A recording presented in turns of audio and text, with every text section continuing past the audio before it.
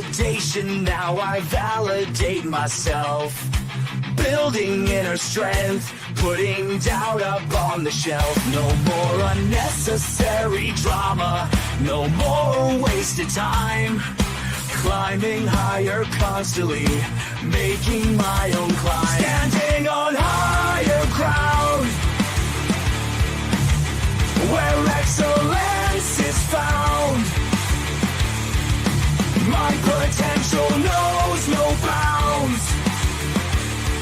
Raising the bar, breaking ground.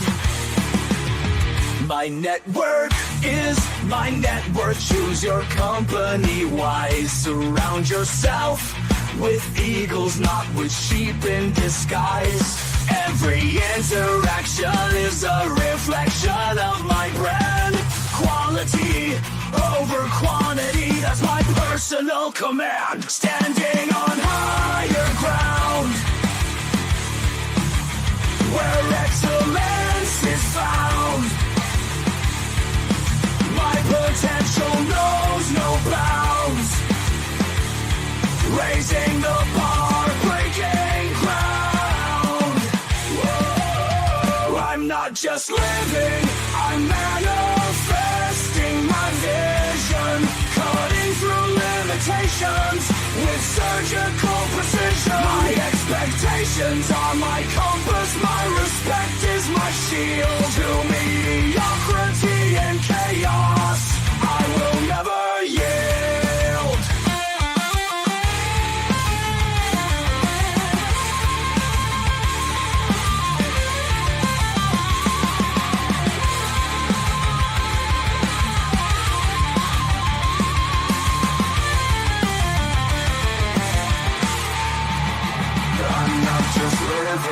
I'm manifesting my vision, cutting through limitations with surgical precision. My expectations are my compass, my respect is my shield. To mediocrity and chaos, I will never yield.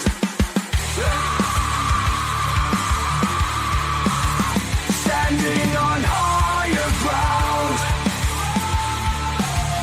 where excellence is found. My potential knows no bounds. Raising the bar, breaking ground.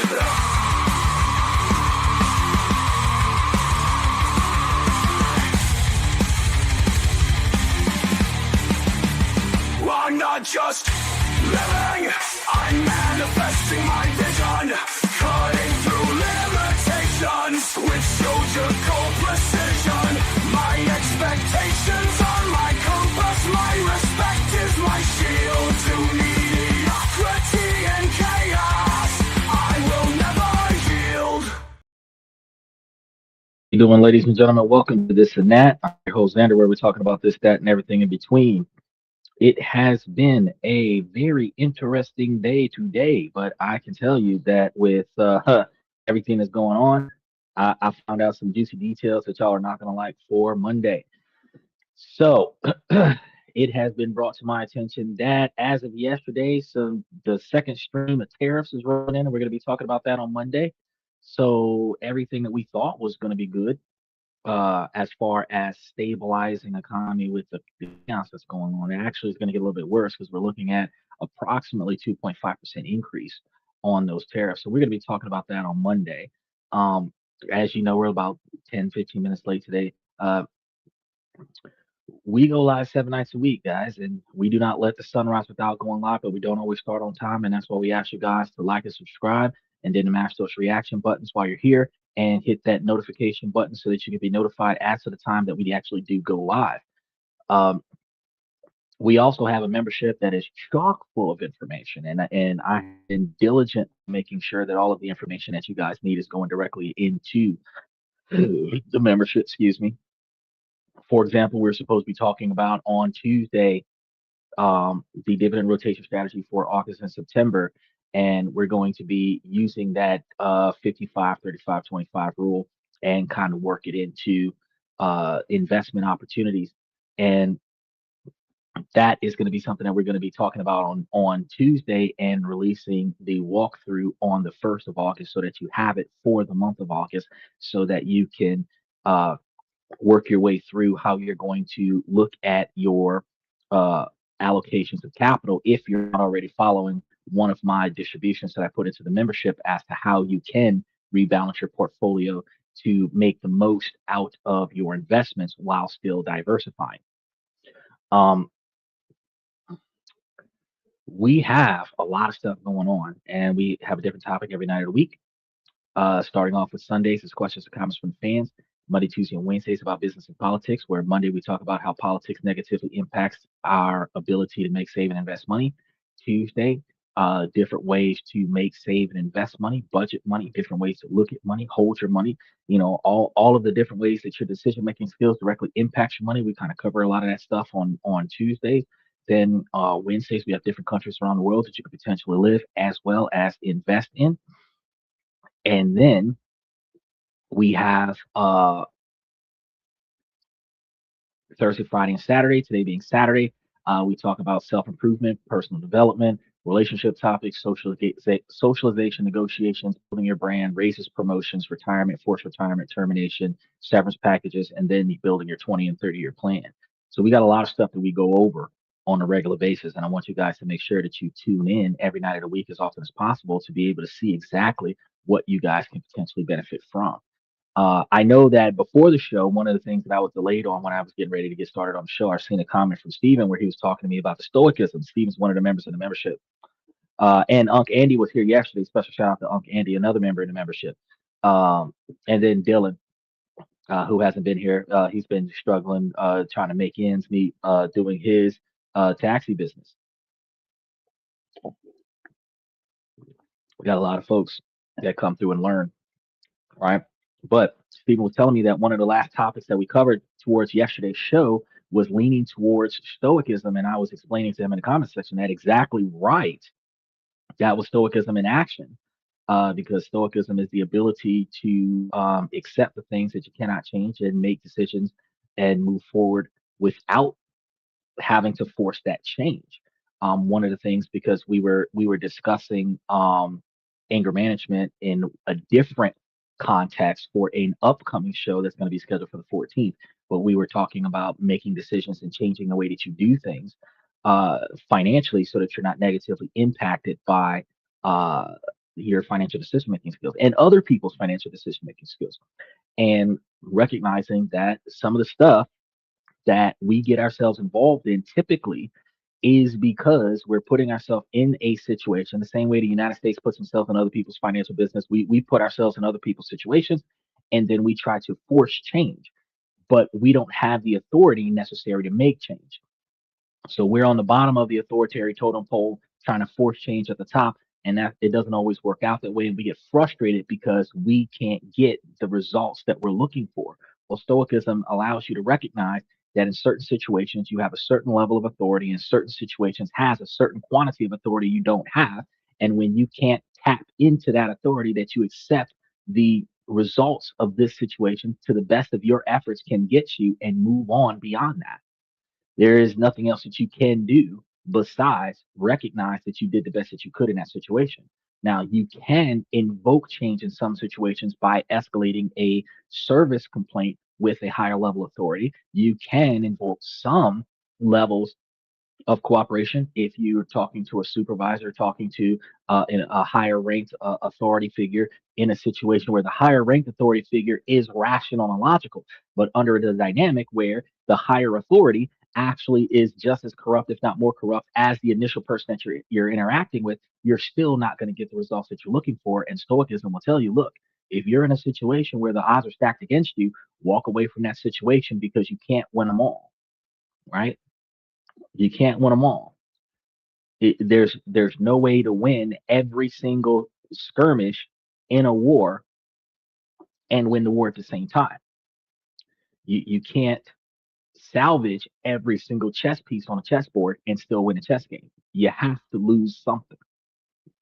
Some can lose less than others, but you have to lose something in order to get to the other side, right? So recognize it. that what you have to give up is beyond your control, and you accept that, and then you move past it, or you capitalize on that. That particular sacrifice is necessary for the alternative outcome, or the expedited or escalated outcome. In those situations, that sacrifice being necessary, that's when we start talking about the ends justify the means. The sacrifice that we had to make in the meantime is justified by the end result. Now, today we're going to be talking about uh, being broke at 30. There's a lot of y'all out there that is still wondering why your money isn't going as far as you would like it to go. You're in your 30s, your 20s, you're just now in your 20s. You don't really realize it because you can still fall back on family. And we actually covered a show that's going to be letting you guys know, hey, you got to cut family off too financially. But for the most part, you're still existing with family. And that's one of the reasons why it's in your 20s, you're not as hard up as you would be in your 30s. The less family that you have to provide you with subsidized support, the less stabilization that you have with your finances. And then when you start getting into your 30s, that's when you start realizing, shit, nobody's coming to help me. They're going to realize that by 30 years old, 40 years old, you should have figured it out by now, even though nobody taught you. Well, I'm here to teach you. Special shout out to OG Kicks. And the observation is that our trial and error with finances starts with what we were taught as children: make money to spend money, which is a broke mentality, but that's what we teach our children. We teach our children to make money to spend money. If you want something, it costs money. And in order for you to get what you want, you have to go and get the money to get what you want. Now, not a lot of times are the kids taught the most honest ways to do it. So getting money could be stealing it, it could be embezzling it, it could be unlawful activities in order to get it. But you have to get money to get stuff. They're not being taught on a regular basis that it makes more sense for you to find ways to make money and then put that money in places where that money can make more money, so that you're putting less effort into making money, where you can be in a position where your requirement to make money is no longer necessary, where you can now live off of the profits of the money that is making money for you. That is not being taught to individuals. So our trial and error from 18 or 16, sometimes when we get out on our own and we start trying to live life, our trial and error sometimes, and more often than not, falls back on the fundamental understanding that we're not making the right financial decisions. We buy what we can afford to buy with the money that we make, and then we wait until we get more money to go and buy more stuff. We budget to buy things that are far above our weekly or bi-weekly salary, so that we can buy more expensive things. We finance the stuff that is super far beyond our budget that we can't wait to get, like financing a car or something like that. But it's all built on the get money to get stuff mentality, which is a broke mentality. And then the ability to express wealth is going to be piggybacked off of showing people how much stuff you can get with the money that you have access to, which is a flashy projectile level of wealth, which is not the same as simply going in there and going in there and just doing what you got to do to get your own money, and making sure that you have financial stability on the back end. I was actually telling a friend and a family member about, reallocating your capital so that your money is making more money for you, so that you don't have to be dependent on government funds. If you're waiting on your income tax refund to buy something, you don't have enough money coming through on a regular basis to get stuff. I told a buddy of mine, look, take your extra money, put it into a brokerage account, start building your assets, so that your money can start making money for you, so that you have more money to fall back on. Now, even though Me and my buddy, I helped him save like $1,500 a year, which is well over $120 a month off of his standard of living. He's still living paycheck to paycheck, which means that before I took that financial burden off of him, he was actually spending $1,500 a year more than what he brought in. Now, at no point in time did he restructure his financial responsibilities to start living below his financial income. So he's still paycheck to paycheck. And I'm like, well, if it would make more sense to make more changes to get stuff done if you allocate it in an efficient manner, um, how do we put this? Um, Appropriately, just a feasible budget. Now, today we're going to be talking about, like I said earlier, you're broke and why you're still broke and you're 30. And we're going to be trying to help you guys get this information together. Because when you turn 30, it's supposed to be a milestone for you. You know, you're supposed to be wiser, more established, at least as a man, right? And you've been working for nearly a decade, if not longer. And maybe even you got a promotion, got you a decent salary. You did what you were told. You went to school, probably even went to college, you got a job, you started paying your own bills, and yet you look at your bank account after the rent is paid, after the student loans are paid, and a familiar sense of dread creeps in. You're earning more than you ever earned before, but still in all, you're broke. You're broke as fuck. You're stuck, right? And you're running faster and faster and faster on this financial hamster wheel, but you are not actually going anywhere. I know a lot of y'all, this feels familiar, and you need to listen very closely. This feeling isn't a personal failure. And I tell you this all the time. The fact that you are spending more money now than what you used to spend back in the day is not necessarily your fault when the essentials cost more. It is not because you're bad with money. It is because the entire economic game has changed. But nobody sent you a new rule book. The advice that your parents gave you, the financial script that you were taught to follow, has become a dangerous trap. And today we're going to expose exactly how that trap works, and more importantly, how you can escape it.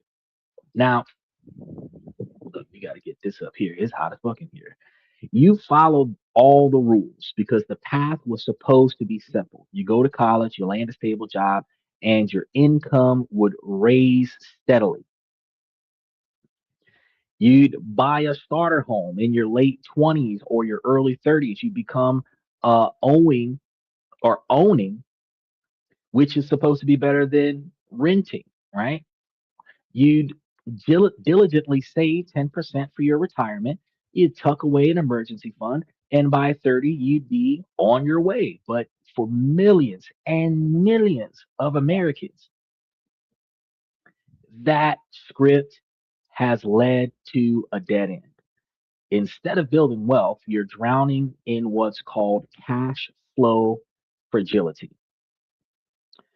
It is a state where, despite a middle class income, your fixed costs, debts, bills consume nearly every dollar that you own, leaving no margin for error and no room for savings, and in fact, no path forward.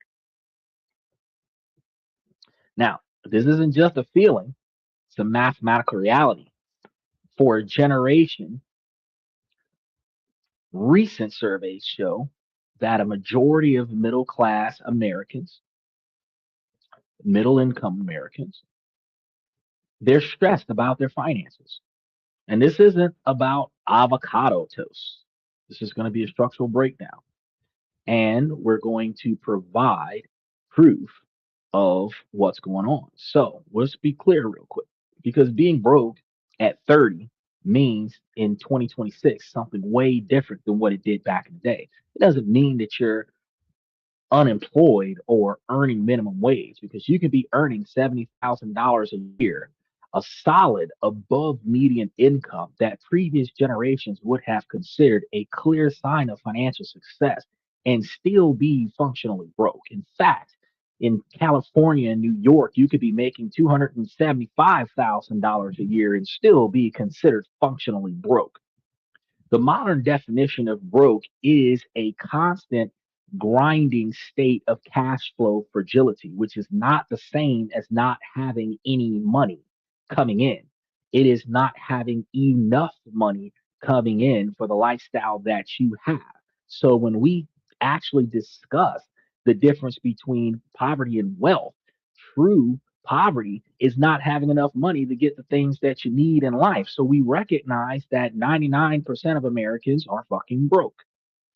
The top 1% is not.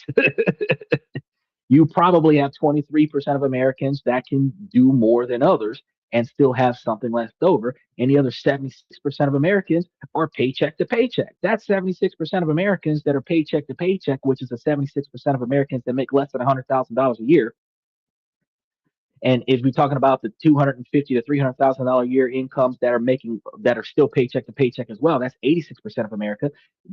This is all of the 50% and the bottom 50% of Americans where everybody is broke because they make less money than they need to sustain the standard of living that they have.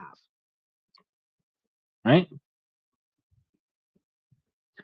It's the experience of your entire paycheck being pre-spent before it even hits your account. You are looking at how many hours you've already worked. You're looking at how much money you're supposed to get. You're estimating how much taxes is going to be taken out. Then you're projecting what all you plan on spending with the money that's coming in before the money gets here. You have certain bills that's due as soon as the money hits the bank. You have certain money that's due a couple days after it hits the bank. You have to move money to certain places to make sure that you meet the withdrawal deadline.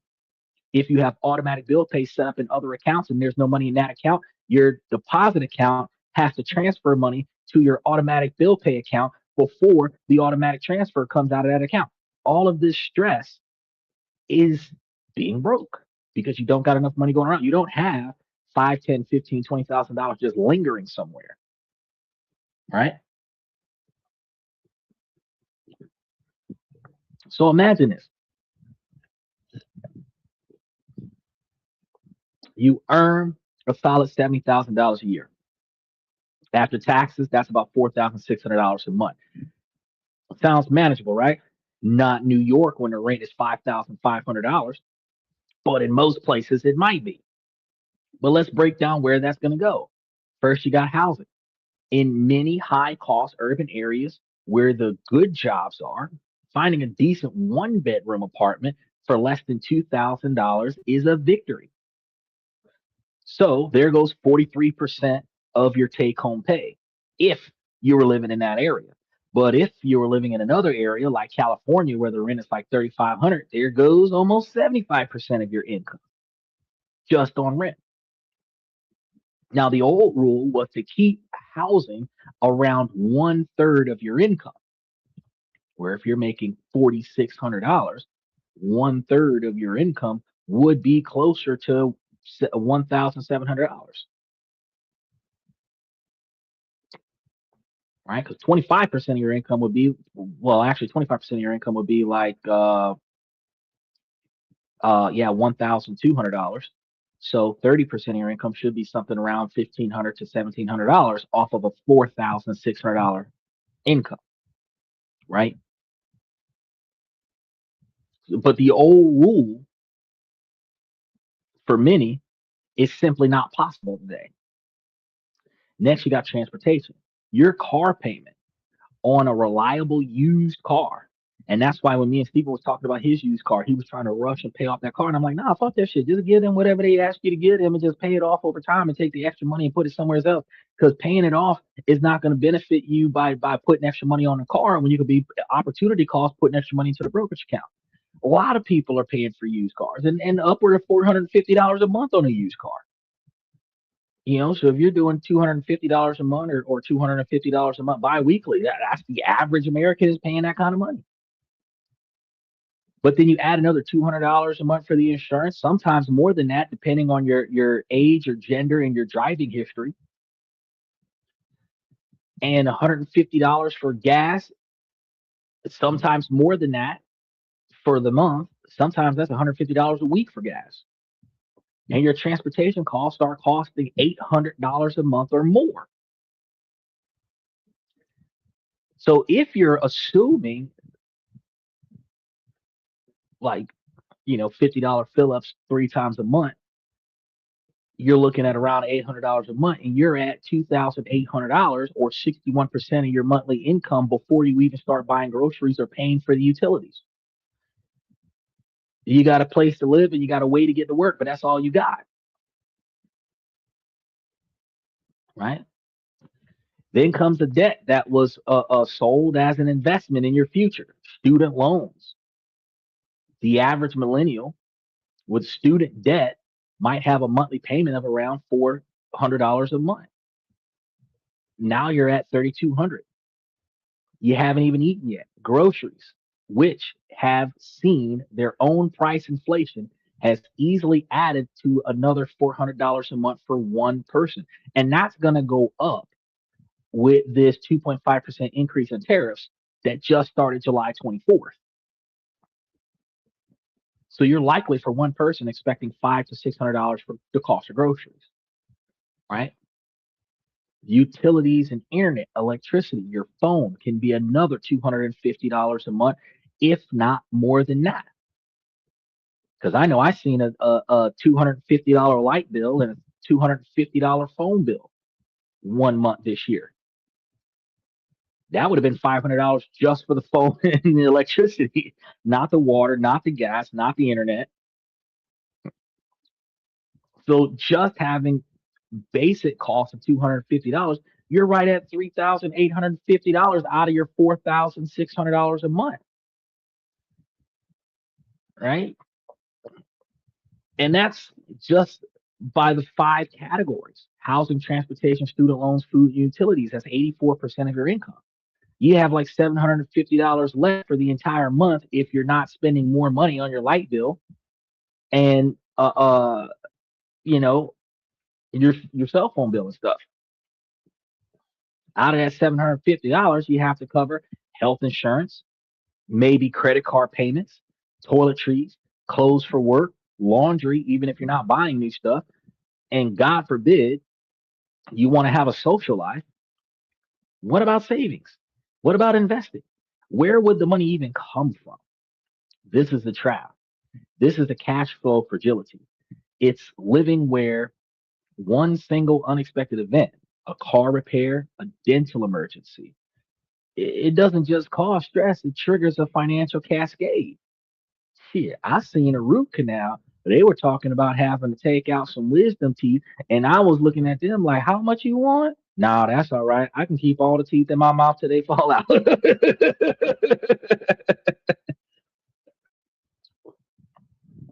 Bro, they were talking about $800 a tooth for 4 teeth. I was like, "Nah, just to take them out, just to make space for the rest of them." I'm like, "No, that's all right. I'll let them. I'll let them stay the way they did." But this is going to force you onto a high interest credit card, which adds new monthly payments, which tightens the squeeze even further the next month. It's going to be a vicious cycle. This isn't a hypothetical. It's why 70% of American households, remember I told you about 70 to 76% of Americans are considered financially unhealthy, and a huge portion of adults report feeling financially stressed. It's why recent studies show the median emergency savings for millennials can be as low as a few $100s a month.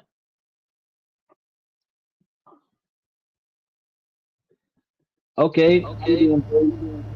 Hi, welcome back, yeah. How are you doing here? Okay, I'm doing all right. how are you doing?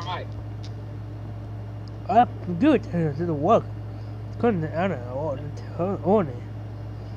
Yeah, go on in about look on it. How is this? On I'm that. doing all right. Good. Maybe hold on, God, you got the wall tie. Ken. He's gonna call and tell another one is doing it. Call it at the whole maybe tell another corner. I don't want to sell the corner. Um, amendment, check it out. This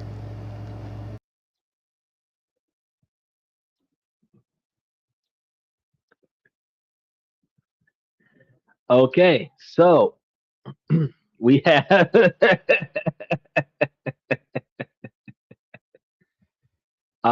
individuals that are wilding. They wilding.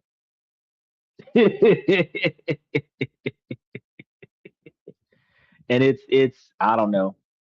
Where did he get that from? Kick?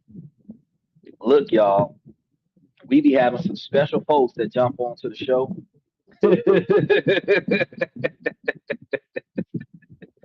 And that's one of the reasons why I'm like, man, I be hoping that they're gonna come in and they're gonna be positive and that they're gonna actually do some shit, but nah, sometimes they don't. Um, let's see what's going on with that. Oh, that's the he's using the password. Yeah, this is the stream key, and if you're gonna be appropriate on the show, you can use that stream key to get in. But I need you to be appropriate. His screen thing was inappropriate, so we got to kind of do something about that. Uh, um, but yeah, back to the main topic. So we're gonna have to crop that out.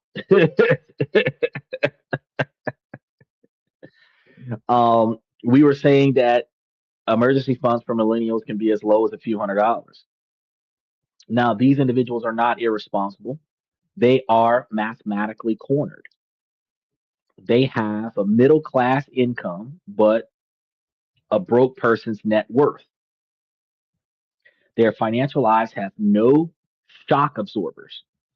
They live in a stable state of persistent month to month survival, where despite working hard and earning what looks like good money on paper, they are one flat tire away from a financial crisis. And this constant anxiety has a devastating psychological impact. Chronic financial stress impairs cognitive functions and decision making. It leads to avoidance where people are too scared to even look at their bank accounts. It's a state where many young adults describe themselves as just getting by financially. This isn't a personal failing, it's a systemic design flaw. You're playing a game where the difficulty has been cranked up, all while being told it's as easy as it was 40 years ago, which is a lie. The financial advice that shaped our mindsets was forged in a completely different economic universe. Back in the day, it was an era of stability, predictability, and support that simply no longer exists. This advice wasn't necessarily bad advice in modern times, it was just designed for a world that has vanished. Let's look at the old rules real quick, and we're going to hold them against the reality of 2026. The old rule number one was go to a good college and you'll get a stable, high paying job. That promise was simple. A degree was your golden ticket. You'd graduate, you'd land an entry level job, and climb a predictable corporate ladder with a steady quantity of raises.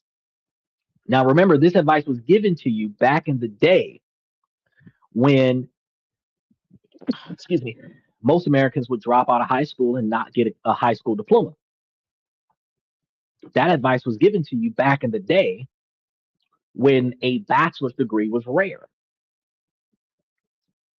In modern times, the next generation all have high school diplomas. Majority of the next generation is getting bachelor's degrees, and the last generation is returning to college to get a bachelor's degree.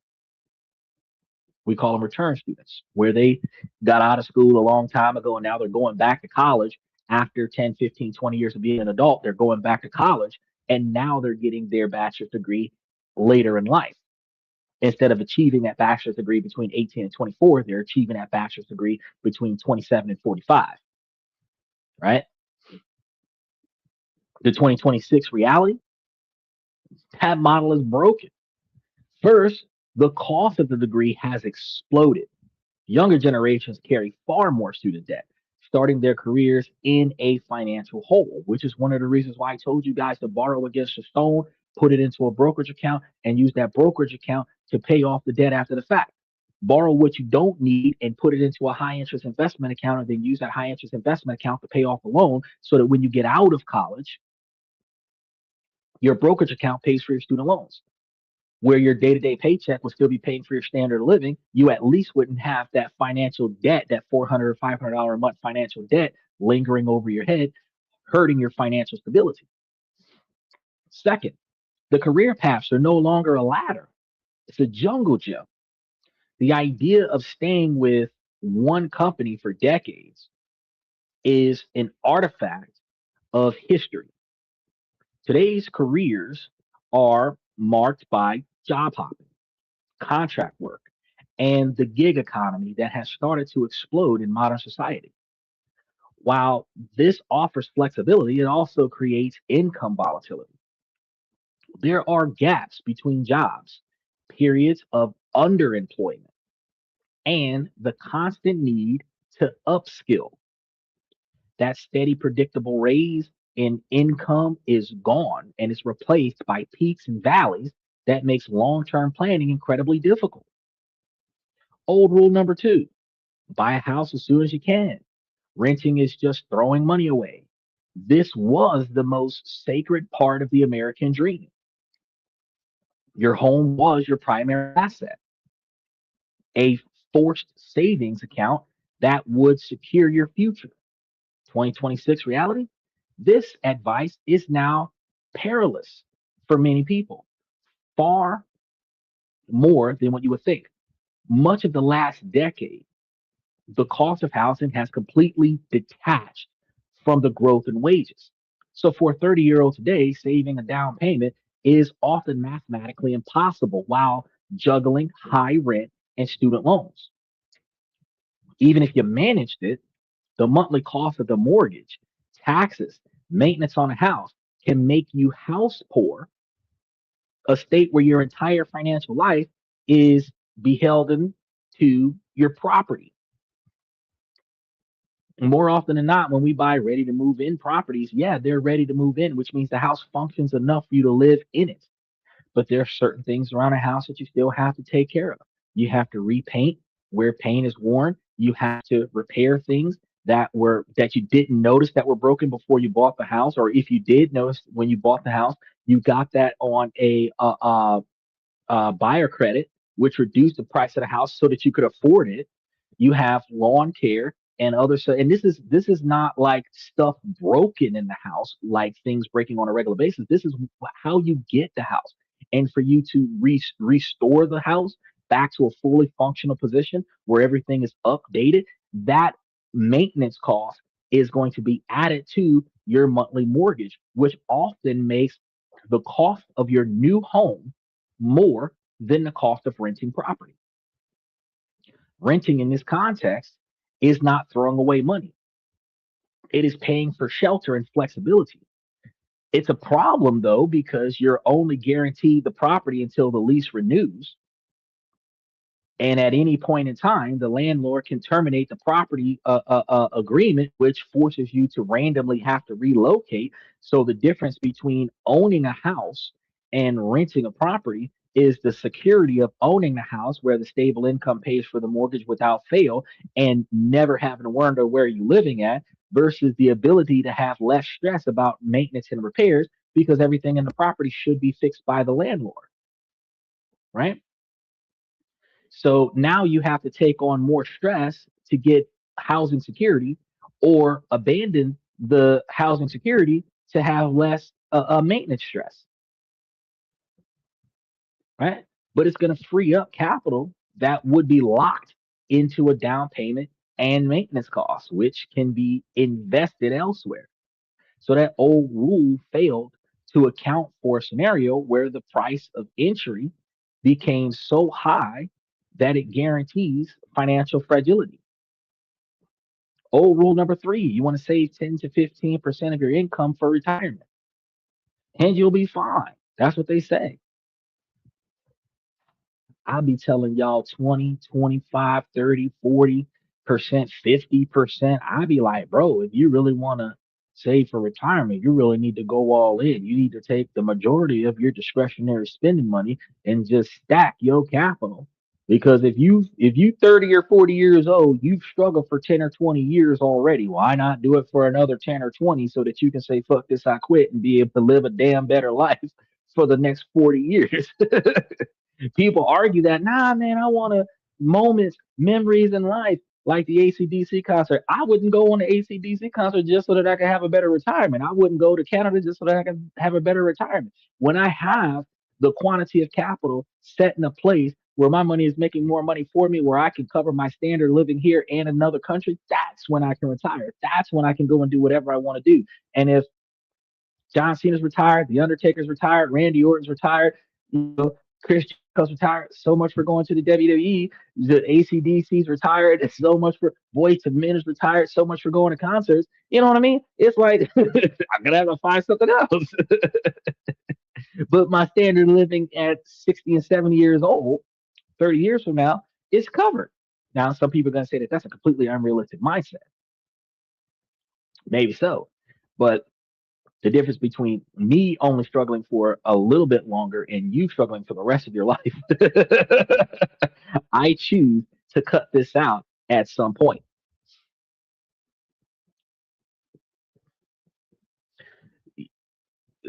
When it comes down to saving that 10 to 15%, this was supposed to be the standard set it and forget it advice.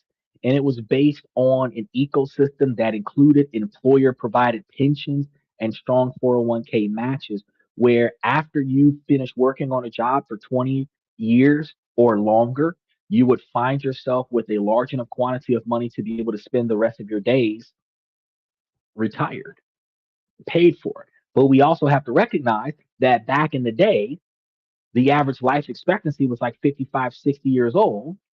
So if you got a job at 20 and you worked that job until 40 and then you retired, you only had 15 or 20 more years left of life and you'd be dead, right? If you started at like 15 or 16 and you built that retirement until like 45 and then you retired at 45, you still only had like 10 years to 15 years left to live. That was pretty much it. Now the average life expectancy is like 87, 94 years old. You quit working at 65, you quit working at 70, you have another 25 or 30 fucking years of life ahead of you. That pension from back in the day don't cover shit today. That model doesn't work, and they don't even offer. You have great jobs that offer pensions. You have decent jobs that offer 401k and IRA matches. You have poor jobs that don't offer none of that shit. Right? They introduce you to the insurance company, but they don't actually pay everything for you. They might put a little bit of money down on your Cobra, but that's about it. In 2026, the reality is that the safety net is gone. Defined benefit pensions are nearly extinct in the private sector, replaced by defined contribution plans like the 401k matches. This is going to put the entire burden of saving and investing directly on your shoulders. Retirement is now a do it yourself project. That 10-15% rule was designed to supplement a pension, not replace it entirely. Compounding this, many 30 somethings simply can't afford to save that 15% because, as we saw, over 80% of your income is eaten up by essentials. That's before you start wasting money on bullshit. Retirement savings is the first thing cut. Missing out on savings in your 20s and 30s means you miss out on the most powerful years of investment compounding. To catch up later requires saving a much higher percentage of your income, a task that becomes even harder with a family and other obligations. The result is a generation that feels like it's failing. You follow the rules, but the game was rigged. The economic ground shifted, turning sound advice into a recipe for financial stress. The guilt and the shame so many 30 somethings feel is going to be misplaced. It belongs to a set of outdated rules that no longer apply. So, to escape the trap, you have to understand the new financial universe that you're in. Now, these aren't rules as in advice, they are the fundamental economic forces that now govern your life, right? Your strategy has to be designed around these things. Your new reality. First, the cost of living squeeze is real. The single biggest source of financial stress today is the relentless pressure of daily expenses. So the cost of what you need, which is housing, food, transportation, childcare, is going to be rising faster than wages for many Americans. So in many parts of the country, these fixed costs now routinely consume over half of after tax pay. And this is the most important number in your financial life.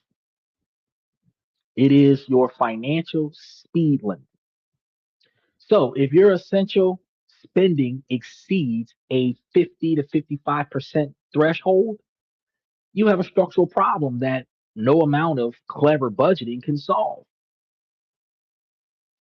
Your primary goal must be to either structurally reduce those costs or structurally increase your income.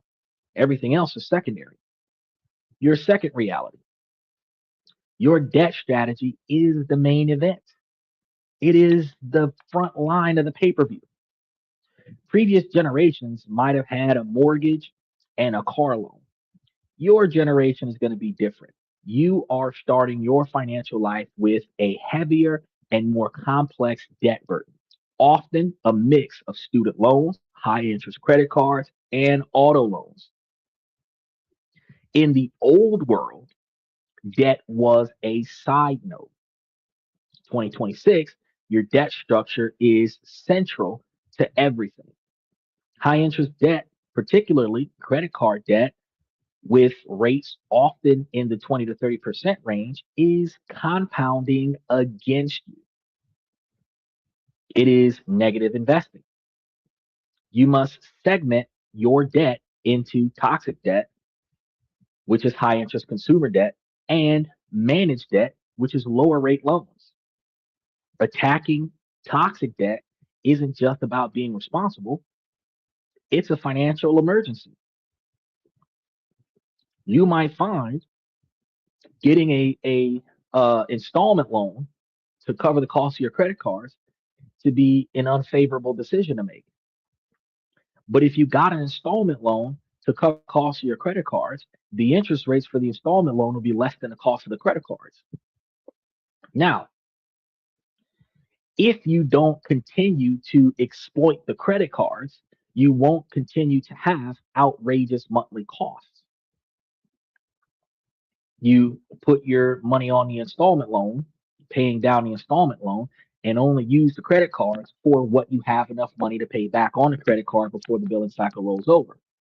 In that dynamic, you can utilize the installment loan to reduce the cost of your debt, pay down your debt faster, improve your line of credit, and benefit holistically. But if you get an installment loan, pay down your credit cards, and then max out your credit cards thereafter, you're not helping your financial situation. You're only adding more debt to the problem. New reality three, retirement is a 100% do it yourself project. The safety nets are gone. The pension has been replaced by the 401k, which means that the responsibility for funding 20 to 30 years of life after you stop working rests almost entirely on you. And you got to understand, you're going to likely have 20 to 30 years of retirement after you quit working. When you stop working at 60 or 70 years old, you are likely going to have 90 to 100 years of age. And that 30 years of retirement is what you're working on, which is why you can start it in your 40s and you can start your retirement in your 40s. You don't want to wait until your 40s. If you're watching a show and you're 25, you can start now. But starting now, you don't have to woe is me on the fact that you haven't been doing it over the past 10 or 15 years. You can start now and work your way up to where you need to be at in your future. Recognizing what do you want your 30 years to look like. That's why I tell you guys how important your 20 and 30-year plan is. Recognizing what your 30 years look like and what do you got to do to get there. You're going to be the architect of your future security, and this is going to have two implications for you. First, consistency is going to be more important than genius. Your savings rate and your commitment to automating that savings matters far more than trying to pick the next hot stock. Second, every decision to not save for retirement is an active decision to work longer or live on less.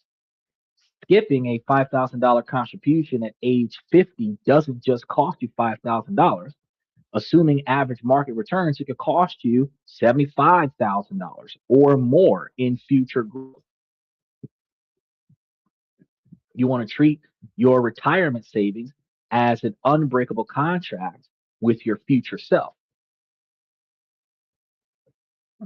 Your fourth reality, your career is volatile and your earning power is your greatest asset. I just want to tell you real quick, we just seen. Now, Michael's been telling us for the longest period of time, get you a CDL, drive trucks, make money, take that money, live good in retirement. Fantastic advice.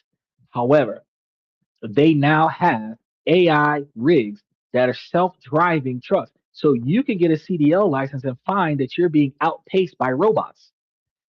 Most manual labor jobs are being replaced by machinery. Truckers cost money. Big business is replacing truckers with trucks that drive themselves. The fact of the matter is that every industry where a machine can do the job just as good as a human for repetitive performance, a machine is going to be put in place to do that job. Each machine that comes out usually replaces at least one person, if not 50. Because think about it, think about you have a route. Each truck can potentially drive uh each truck can potentially drive, say, 300 miles. You will find yourself in a situation where you're gonna see the truck probably every 300 miles. You might see a second truck there. But guess what you got going on with that particular type of business? You've got a truck picking up a load, driving 300 miles, dropping off that load, going to charge, having another truck pick up that same trailer, driving 300 miles, and do that all the way across country. They're going to offset the expense onto the customer. But the truck driver that would have got paid to take that route is now replaced. Now, if that's the trade routes for that company, guess what they can do? They can have the last truck return the trailer, the same stops as the four route, and bring the trucks back to the original warehouse where they don't need a human being. He says your retirement savings is your lifeboat. You are correct. Get your CDL. Your job is still safe. You are incorrect. Your job is no longer safe at having a CDL license. Having a CDL license actually makes you more legally responsible for traffic laws. Having a CDL license means that you have above average knowledge of traffic rules, and you are going to be penalized more heavily in traffic court when you commit traffic infractions. But you do not have job stability and job security with a CDL when they are making machines that drives the truck for you. A robot cannot replace cancer, but a robot can remove cancerous cells and replace doctors. Nope, a robot can't replace me. And one of the reasons why a robot can't replace me is because a robot would have to first be programmed to do what I do, which is provide you guys with all of the ways to bypass the necessity of machinery. And most machines are going to be taught with self preservation. And the self preservation coding is going to prevent a robot from doing anything that makes itself obsolete. So it's not going to come in and change the way I do things to a magnitude where it is beneficial and replaces itself.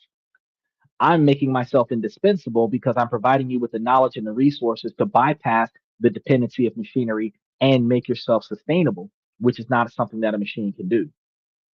He says, all costs go to the consumer.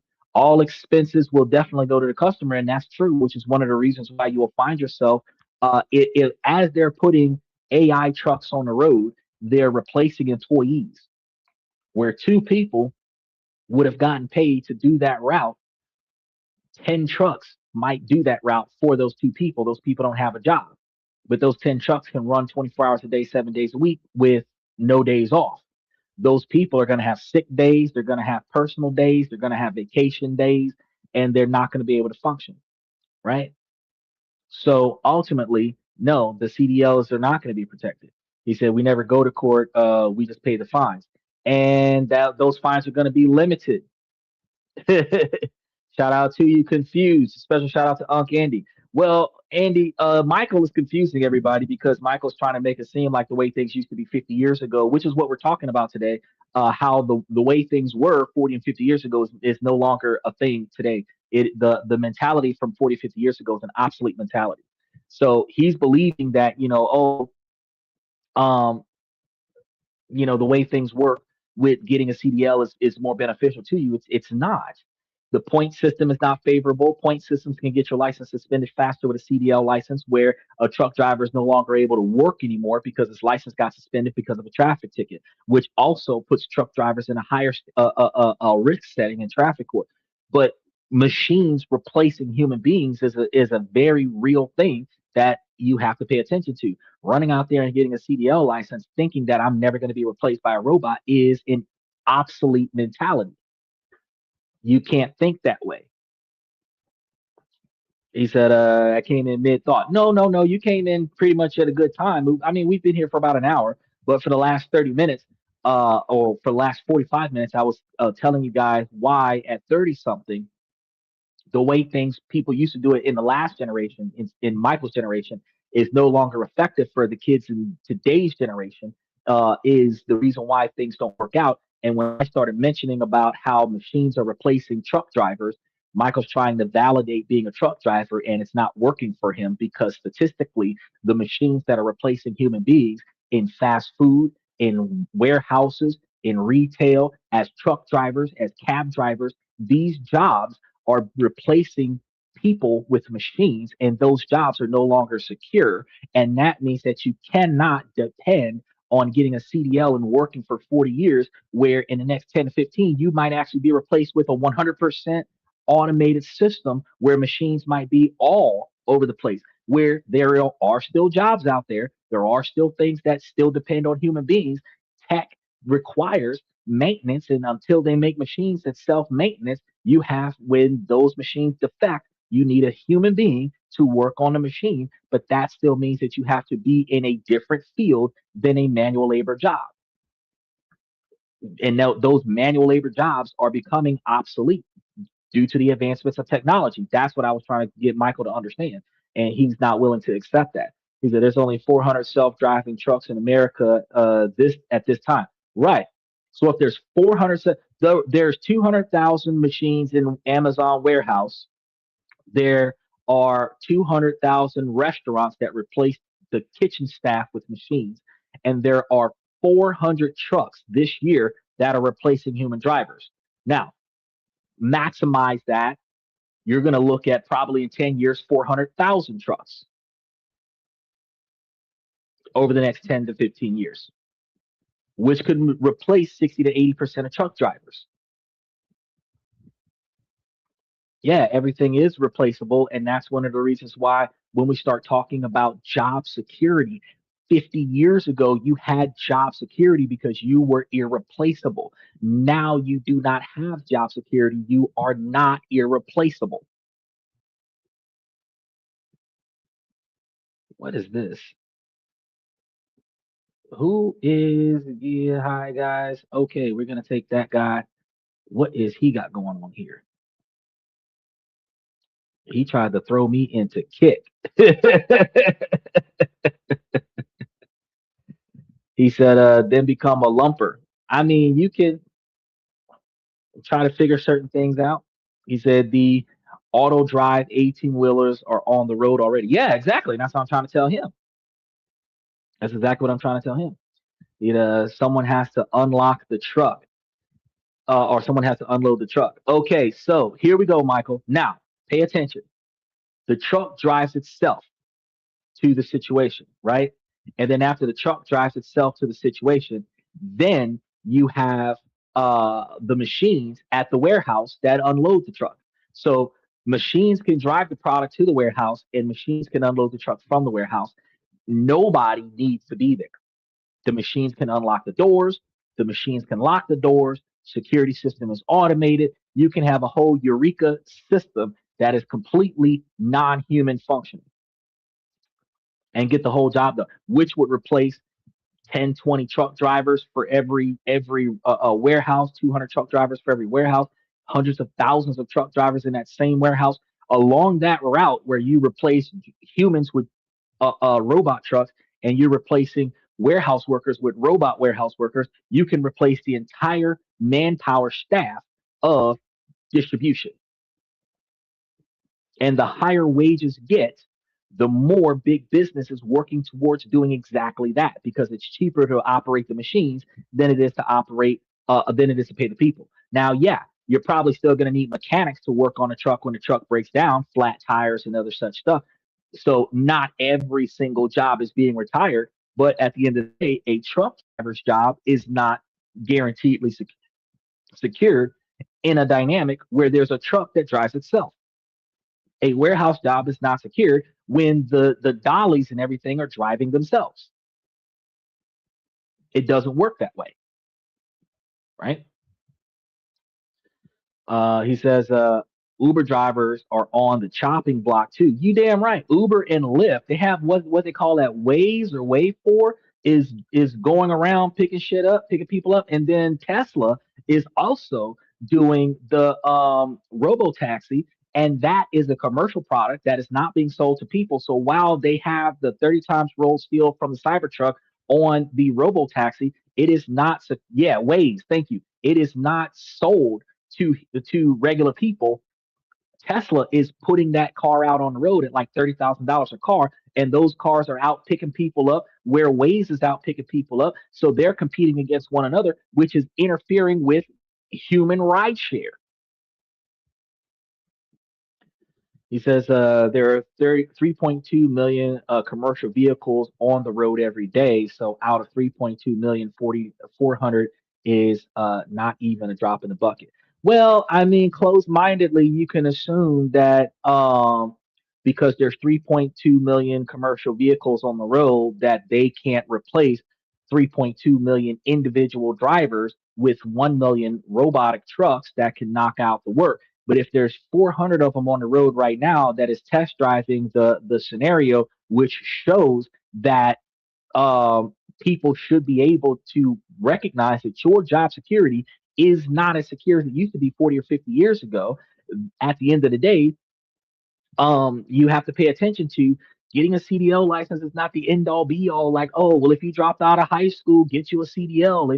If you hate your job at Walmart, get you a CDL. If you no longer want to work at Amazon, get you a CDL. That's not the solution to every problem, and it's not guaranteedly going to give you unconditional long-term work because the market is still saturated with drivers while still having a demand for new drivers, and they're being replaced by machines at the same time. So you can't guarantee that you're going to get full-time work, and you can't guarantee that you're going to not be replaced by a robot at the exact same time. He said, so what jobs would you recommend? I'm not recommending jobs today. I'm telling you that in your 30s, you have a lot of different things that are interfering with your ability to have the stability that used to be guaranteed 40 or 50 years ago. The only thing that I can recommend for you off the top of my hat is the fact that you would have to start putting yourself in the position of picks and shovel jobs, not the where you're selling picks and shovels, not the actual mining project. Instead of having the CDL license for the be replaced by the machine, you might want to be the mechanic that fixes the machine when the machine breaks down. That might be a more effective job. If you're going to get you a tech job or a coding job or some type of algorithm based job where you can service the software when the software breaks, because when the software breaks it can't even self maintenance itself, you can go in there and fix that. That's a more secure job than a manual labor job that you could literally do in your sleep. If you think, well, I can drive this vehicle without having to think about much, so can a robot. Until they make machines that repair cars, mechanics are one of the best things that you can get. You have factories that build cars from the ground up, but you don't have a lot of mechanic shops that actually repair cars when cars break down, because there's so many different variables and so many different things that breaks on a vehicle that it is not guaranteed what broke can be fixed by the machine that was created. So right now, mechanics is still a more secure job than a truck driver. But how often is a brand new $200,000 self-driving truck going to require repair? Not nearly as often as a 2002 something or other is going to need repair. The Robotaxi was chosen over selling a Model 12 that was scheduled to sell for under $20,000 that got canceled. Right, because he's going to make a bunch of money off of automating a ride share, where he's going to make more money off of people using a Tesla to get around instead of Waze. Do you think driving will go away in your lifetime? I think that self-driving vehicles, if people do not care about being monitored, are going to become more dominant in my lifetime. I believe that probably in the next 40 or 50 years that we will find ourselves in a position where there will be a large number of um, there would be a large enough number of self-driving vehicles on the market where vehicles would be able to um, um, they'd be able to change the grid and have the vehicles working off of one another. But do I believe that it'll be 100% self-driving vehicles in my lifetime? Because like right now, I'm like 40, 41 years old. In the next 55, 60 years, while I'm still alive, do I believe that it'll be a 100% automated roadway? No. But would it be probably 60% automated roadway? Yes. And will anybody who's paying for somebody to drive be replaced by a robot? Yes. Anybody who wants to have a chauffeur is going to buy a car that drives itself, which gets rid of chauffeurs because it's cheaper. Instead of paying somebody 15, $20 an hour to drive you around, instead of paying that person 15, $20 an hour to be on standby to drive you around, you have a car that drives you so that you don't have to drive yourself. Yes, I believe that that's going to be a thing. Do I believe that in 25 years that I'm probably going to own one of those vehicles? Probably so, because when I get 75, 80 years old, I don't want to drive myself around. Instead of me paying a chauffeur to drive me around, I'm probably going to have a machine drive me around because it's cheaper. But that's how big business operates. It says if you hate your own job, quit and become a nurse. Then that's the worst advice to ever give anybody. First and foremost, if you hate your own job, stop working for somebody else. And the best advice is for you to find something that you like or tolerate doing that actually makes money, or find pain points in other people's businesses that you are skilled at, and you turn that into a business where you pay yourself to take care of other people's problems. Don't run out there and be a nurse because nurses are making 40,000 a year. You hate your job and you're making $65,000 a year at Wendy's, and you quit and go to college for 18 months, come back with student debt, and then you start becoming a nurse. Now you're making less money in a nurse with a more prestigious job. And God forbid, depending on where you're living at, you might have more nurses in that area than they have jobs available for nurses, even though the entire nursing market over the course of the United States is underpopulated. you would have to relocate from the city and state where you got your nursing degree to a state that needs more nurses, which costs you money you don't have, so that you can become a nurse at $40,000 a year, $50,000 a year. That makes no sense. That's like saying quit your job and become a public school teacher. It makes no sense. You say, oh no, I want to know. Well, you got to be able to open your ears and be able to accept information that you don't like, Michael, because I have a job that is foolproof to any economy. He says HVAC and refrigeration is always needed. See, now that's the kind of job that the machines haven't replaced yet. They have not started trying to create any kind of machine that's going to crawl up into the attic and repipe your AC system. That's what I'm trying to tell you. So HVAC, that's good. Electricians, those are jobs that machines haven't been built for yet. And since machines haven't been built for that in my lifetime, these kind of jobs are going to be jobs that are still going to be there when truck drivers are replaced, taxi cab drivers are replaced, fast food restaurant employees are going to be replaced, factory workers are going to be replaced, clothing store employees are going to be replaced by machines in my lifetime. Girlfriends are going to be replaced by machines in my lifetime. But HVAC, AC, electrical, those guys are not going to be replaced in my lifetime. Maybe in my kids' lifetime they might be replaced. He says become a chief. You can try that, but you're trying to become a chief at, again, you're going to be looking at 120, $200,000 worth of student debt. You're going to try to become a chief nurse. You're going to try to become an RN, which requires 5 or 10 years of experience. Giving somebody the advice of quitting your I've already been doing this for 15, 20 years job to say, I'm going to go and be the chief nurse of a local hospital. You're starting your career over from base pay. And if you're already getting $65,000 a year in a fast food restaurant, you're not going to quit that job and then do base pay at $45,000 a year when your standard of living is $55,000 or $60,000 a year. You're taking a pay cut that doesn't sustain your current standard of living. You would have to change your standard of living to a $30,000 a year standard of living, which means you got to sell all your stuff, move to a lower income neighborhood, which probably going to have more crime ridden neighborhood, so that you can start over financially, which not a lot of people are going to want to do. Your advice leaves out all of the fundamental issues, which is why people don't just do that on a regular basis. I took an Uber, self-driving car in San Francisco, had me go down a one-way road. I don't feel safe. Yeah, it does. I'm not saying that they're the best choice. I'm just saying that you took an Uber that was a self-driving Uber, which replaced yellow cab. You didn't take a yellow cab. You didn't take a normal taxi. You didn't even take a Lyft or an Uber that had a human driver in it. You took a self-driving Uber. Doesn't matter if you felt safe or not. That decision is the reason why I'm telling you. Drivers are going to be replaced by machines. I believe in 50 years, you'll be asking, why are we still not on the moon or Mars? No, I don't think so. And you know why? Because I'm not focused on expanding to other planets when we can't even get our shit together inside of the 50 states. There's enough land in the United States that we can get our shit together. We can restructure life better than what we are if we look at what Asia's got going on. They got several billion people over there, and they're able to live a more efficient lifestyle than we are. And we've got way more land. We've got acreage.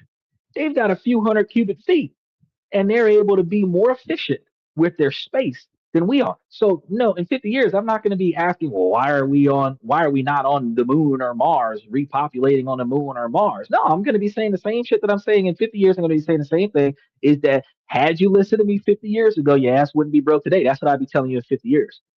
Yes, a traveling nurse will be a good way to go. That's actually more efficient. A concierge nurse or an online nurse will be a better way to go, but that's going to be a better way to go as opposed to being a regular nurse in a hospital. But the problem with a traveling nurse is that you still got to start, and you're going to start from your first customer, and your first customer is not a guaranteed $60,000 a year income. Your first customer might be your first $150 client, which is $150 for the year.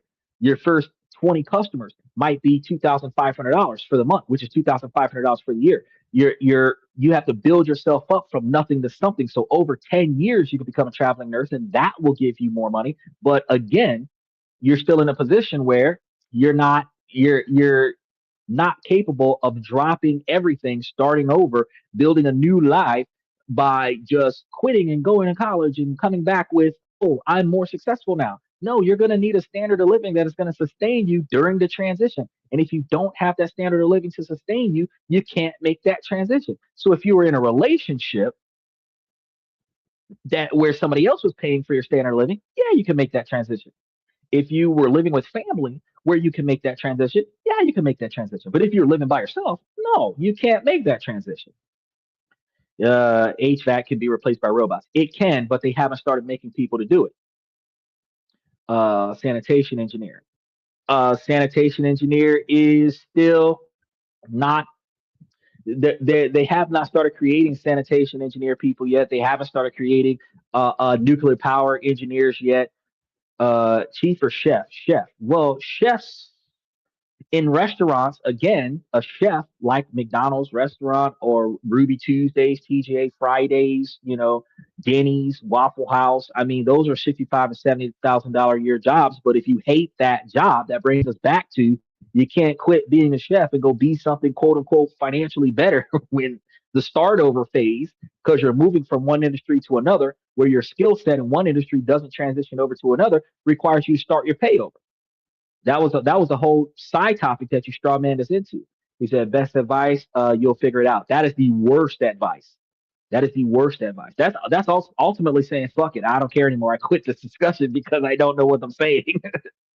And I'm going to tell you that again. That's one of the things, which is where we stopped at when Michael came in with a lot of inconsistent advice. Is that the old school? Because Michael's 71, I'm 40. 30 years ago, his advice was golden advice. 30, 40 years ago, before I was born, his advice was golden advice. All of Michael's advice was golden advice. Unfortunately, his advice is now outdated. Some of his advice does not apply to today's operations. While it was good hearted, it does not apply in modern times to be as effective. And that's what we were talking about in today's show. He says, chef in fine dining takes years to achieve, like apprentice for 6 to 8 years. You damn right. That's what I'm trying to say. So if you're already in that job 6 to 8 years, 10, 15, 20 years, who's going to quit that job and go somewhere else? Check China out. Yeah, okay. I specialize in D cup car or D cup care, which is bed source. Created my own nursing job at times. Right. So over the course of the last 55 or 60 years, you specialized in a specific field and you were able to create your own jobs. Now, at 71 years old, you are not capable of transitioning from what you've experienced over the last 50 years into a completely different field. You would have to start over in an entry level position, the same as the 18-year-olds, where you at 71 would be compared to an 18-year-old in performance and skill set and knowledge and capability. And you're not always going to be able to compete. That's the point. That was the whole reason why I told you that transitioning job. If you're 18 years old and you don't like your job and you just started that job, yeah, fuck that job. Go get you a CDL because you're getting base pay at your old job. You're getting base pay at your new job. You can start from somewhere. But the problem is that when you're telling somebody that's 30 years or 40 years old, where you've been working for the same job for 10 or 15 years, and you're telling them, fuck your job, start over, get you a CDL. Bro, that's bad advice. That's like saying, quit being a CIA agent and become a guitarist for a local band. He said, okay, fuck it out. Okay, but I know that's the advice that you're giving. It's still good advice. Okay, so it is good-hearted advice, Michael. It is meaningful advice to the magnitude where you had good intentions when you were advising people to do something different because there are other opportunities. However, as I was explaining on the show, is that the old school advice does not apply today the way it used to apply back in the day.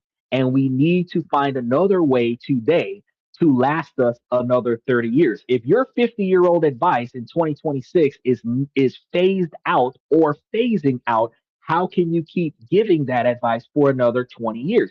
I can't live off that advice for 20 years if machines are replacing the jobs now. I have to secure a secondary source of income so that when the machines fully replace my job, I can stop doing it. That's what we're talking about. He says the patient is still there, but the dressing is changed. Well, that's a good metaphor, but think about this.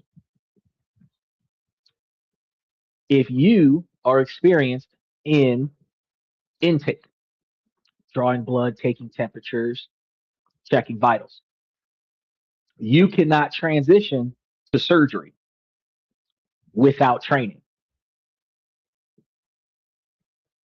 You don't have the skill set.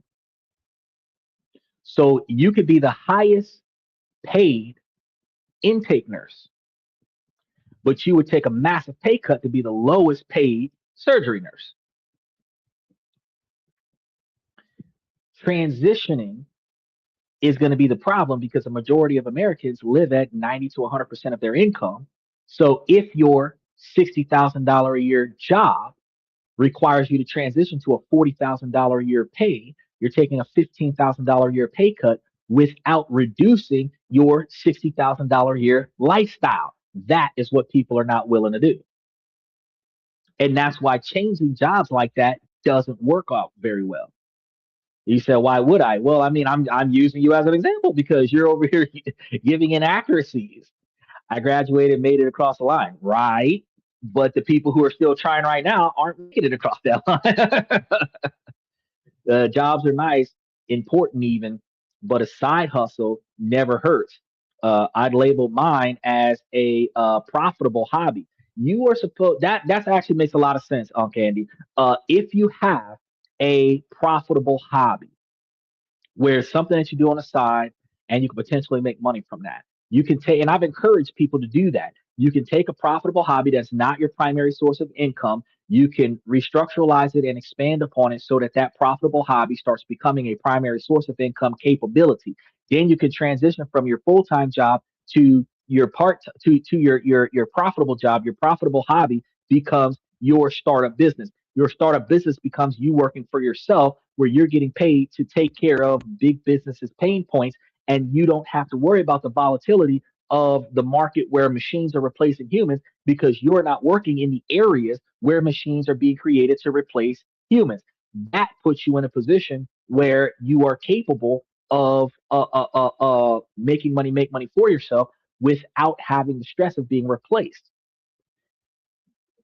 And I tell people all the time, side hustles are a good idea as long as you're not doing 80% work for 10% profit.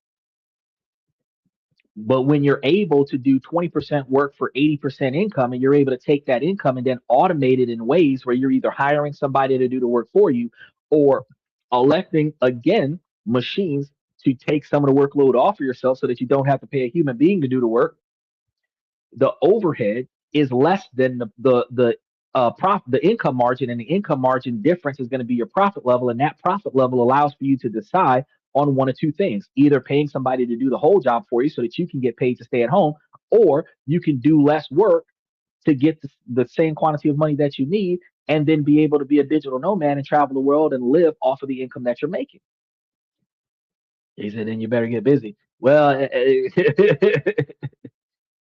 phlebotomy. Uh, I don't know. He said, why would you take a pay cut? Nobody would take a pay cut. That's why I told you that it's not a good look. It's not a good look. There are very few jobs that are an even transfer from where you are with your current experience to where you want to be at with no experience, where the money that you're making on your old job is the same as the money that you're making on the next job. The more often than not, if you're changing jobs inside of the same industry where your skill set directly transfers over to the next job, your pay set should transfer over as well. Where you might even transfer from one job like McDonald's to another job like Burger King and get a dollar raise. But you're not going to transfer from McDonald's to, say, Walmart or Ross and all of a sudden get a dollar 50 75 cent raise. You're going to transfer from getting paid top tier pay, one step away from salary manager at a fast food restaurant, to getting intro level pay as a cashier or a door greeter. You're not going to be able to transition as well in certain areas. You're not going to be able to go from being a nurse to being a car salesman. You can't just transition to anything. You have to look at your skill set, and then you have to look at the pay scale and determine if that's even feasible. Is I have a profitable hobby, estate sales. There you go. But that profitable hobby is something that you've built up over the years. It's not something that you decided to quit your primary job to do. You already have a stable income coming in when you decided to do that. Is that all my hobbies make money? My oil paintings make money too. Exactly. But these are things that you did over time. You built this up over 5 or 10, 20 years. It's not something that you just started doing 6 months ago. My side hustles used to be installing car stereos. Labor love it. I'm not the shit that we go through this. I got some speakers right now that I bought 3 years ago, still sitting in my storage unit. I have yet to put them fuckers in my car, and I could use them in my car, and I'm like, nah, that's okay. One, I have not found the value in taking the money and replacing speakers, and two, I'm not doing it myself. I'd have to pay somebody to do it. I would have to three find somebody who would do it at a cheap rate to put all them speakers in my car. And you know they're going to be trying to charge like $300 to $500 to install the speakers. They take the doors off and all this other shit. Nah, man. Which means my car is going to be down the day that they're doing it. Even if I can get somebody to come to my house and do it, the day they're coming to my house to get it done, they're going to have to come first thing in the morning and stay there all day to get it done. And I'd have to have the money to pay them when the job is over. That's a luxury. If the speakers are working and I can hear what I need to hear, the full set of speakers that I bought, it was an impulse buy when I bought it back in the day before I started this podcast, that now I would not have made that purchase because I could have put that money towards something else. But yeah, installing stereos, good hobby, especially if you love music and you love the way the speakers sound after you install them. You get to bump your favorite jams or your customers' favorite jams and change out radios. And you're doing it whenever you feel like it, not because you need the money. That's a good side hustle. Make you a little extra cash on the side, and it helps you get your stuff together. Now, what I was trying to get Michael to understand is that the concept of a stable lifelong job is going to be less common than ever now, because your financial plan cannot be built on the assumption of a steady, uninterrupted income stream, because modern careers are a series of sprints, pivots, and sometimes stumbles. Is it 3 to 500 versus 3 years uh still not installed? Yeah, it's still not installed. Yeah, exactly. I three to me to pay $300 to $500 to install them when it is not financially responsible to do that right now. When I have speakers that already work, I bought the. I don't. I think I probably spent $100 on all of them to get them, because I had bought them online. I caught them on a deal. I can't say a sale. I seen the set. It was something that was shipped in from overseas, and I seen the set. It made sense for me, and it's just no. It's just the speakers. It's just the speakers. It's not the whole radio. It's just the speakers. Because I got a 2008. I think one of my speakers was blown, and I was like, oh, I can replace all of my speakers, and I got these speakers. So they got shipped in. I put them in storage. I didn't. I was dealing with all kinds of other stuff, and now I pull them out. I'm like, shit, I still got these speakers, still in the box, still in the bubble wrap. Haven't touched them. Still in mint condition. The speakers that are in the car still work though, but they would work a whole lot better if I replaced them. Now, the convenience, that's a luxury. The convenience of replacing those speakers, because they still work, the convenience of replacing those speakers is a $300 to $500 cost that isn't necessary. And that's why it's been 3 to 5 years, 3 years of uninstalled speakers versus $300 to $500 to install them. I have two more speakers that actually were gifted to me that I would have to spend money to install in my car. Now, I have to ask myself, do I want to spend the money to install those speakers? They're like 6x9s, to install those speakers into my car. It's a luxury that isn't necessary. He said, I'll give you 10 if it's still in the box. You're not getting them because I spent more than that. Even if Even if you bought them from me for more than I paid for them and paid the shipping, I still wouldn't sell them. I bought them for the purpose of putting them in my car, and eventually they're going to go in that car unless that car gets totaled before I put them in the car. They're going to end up in the car. It's just not going to be this month. It's not going to be probably not going to be this year. Convenience sells. Yes, convenience does sell, and convenience is a market that hasn't been replaced by machinery.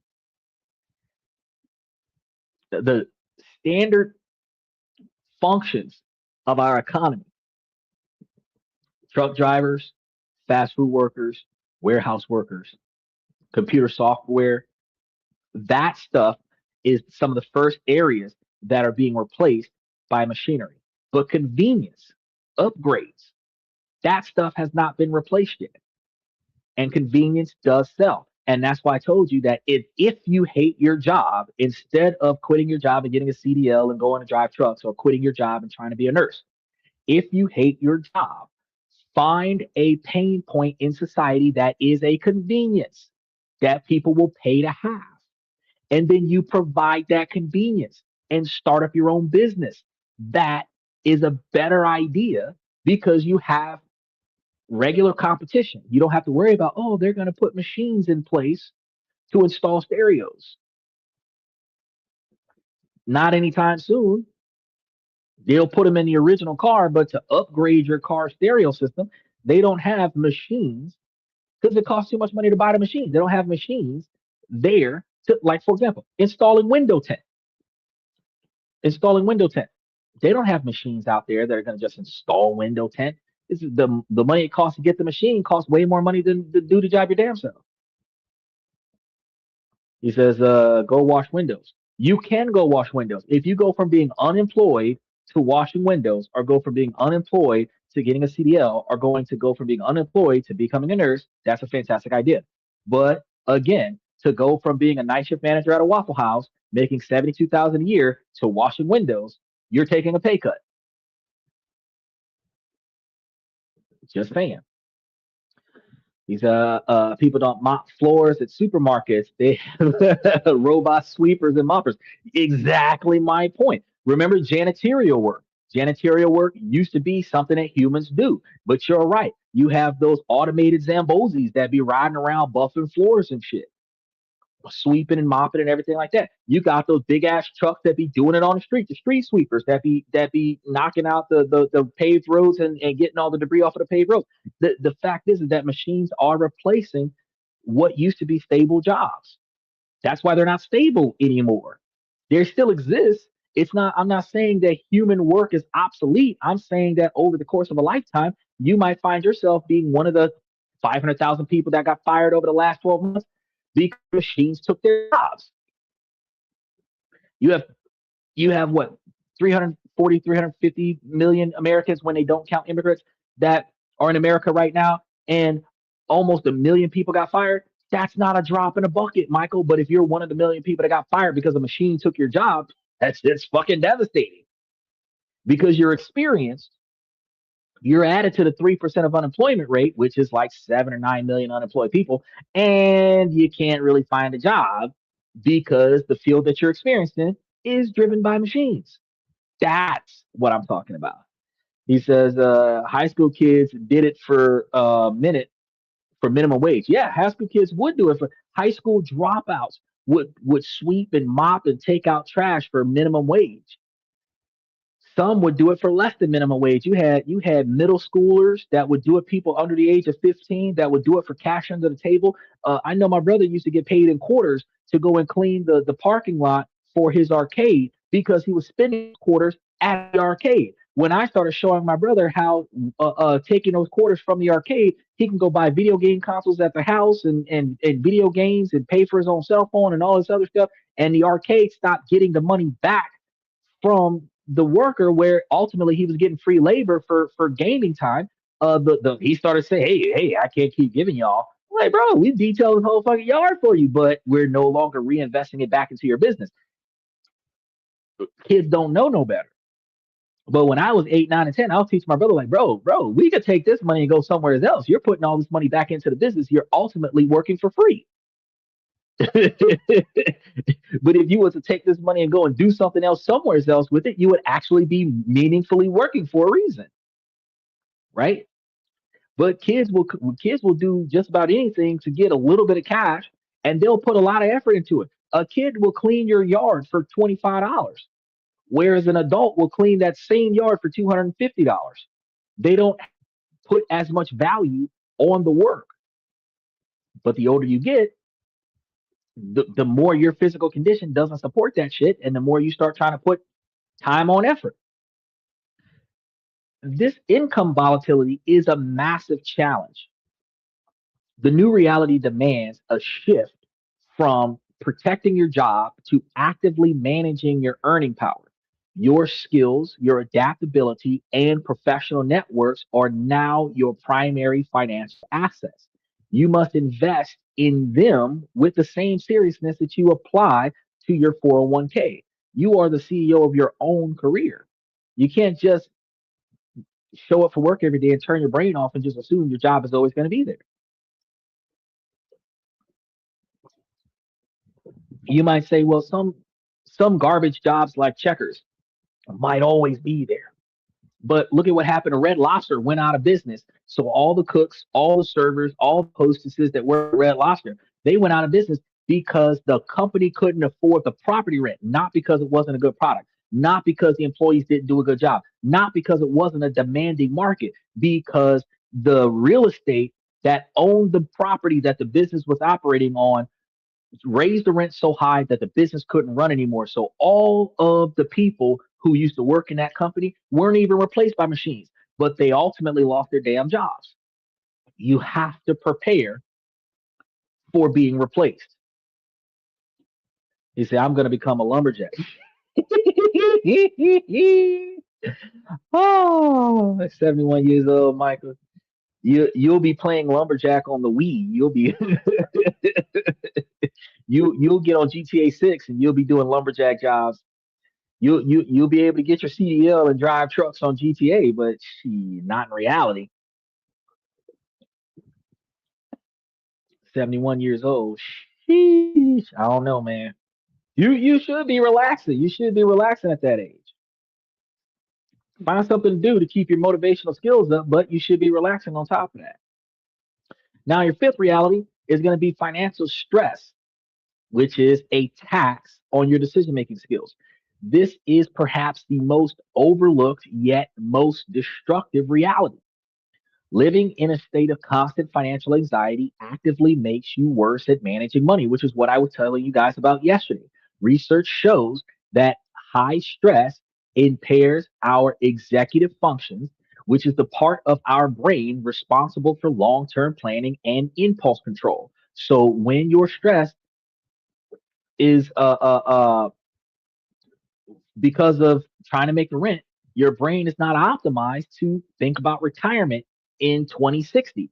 Instead, it's prioritizing immediate relief, self preservation.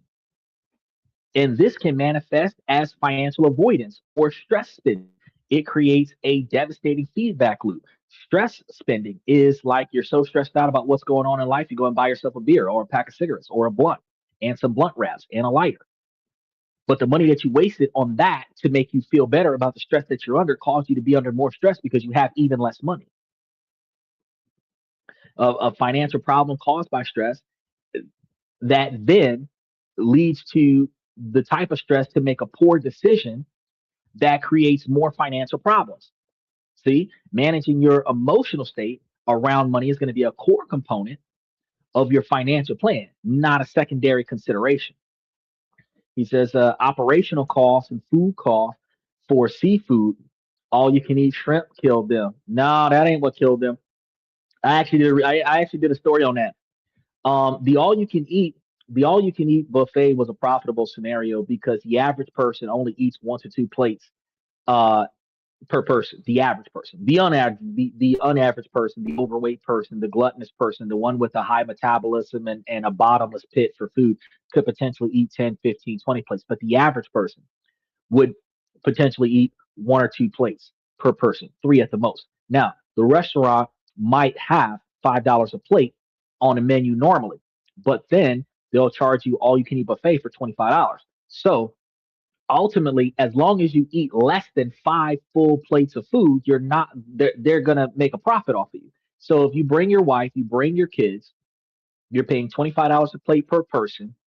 Even if they give you a discount for the kids and do $15 a plate for the kids, if you got 3 kids, that's $45. You and your wife, that's 50 more dollars. You paid $90 to sit at this table. All your family can eat. Now, each kid might eat 1 plate, 1.5 plates.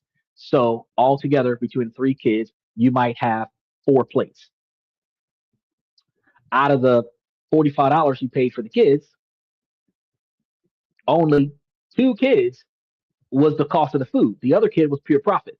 The adults, you pay $25 an adult. The wife might eat 2 plates. The husband might eat 2 plates, but you paid for 10 plates.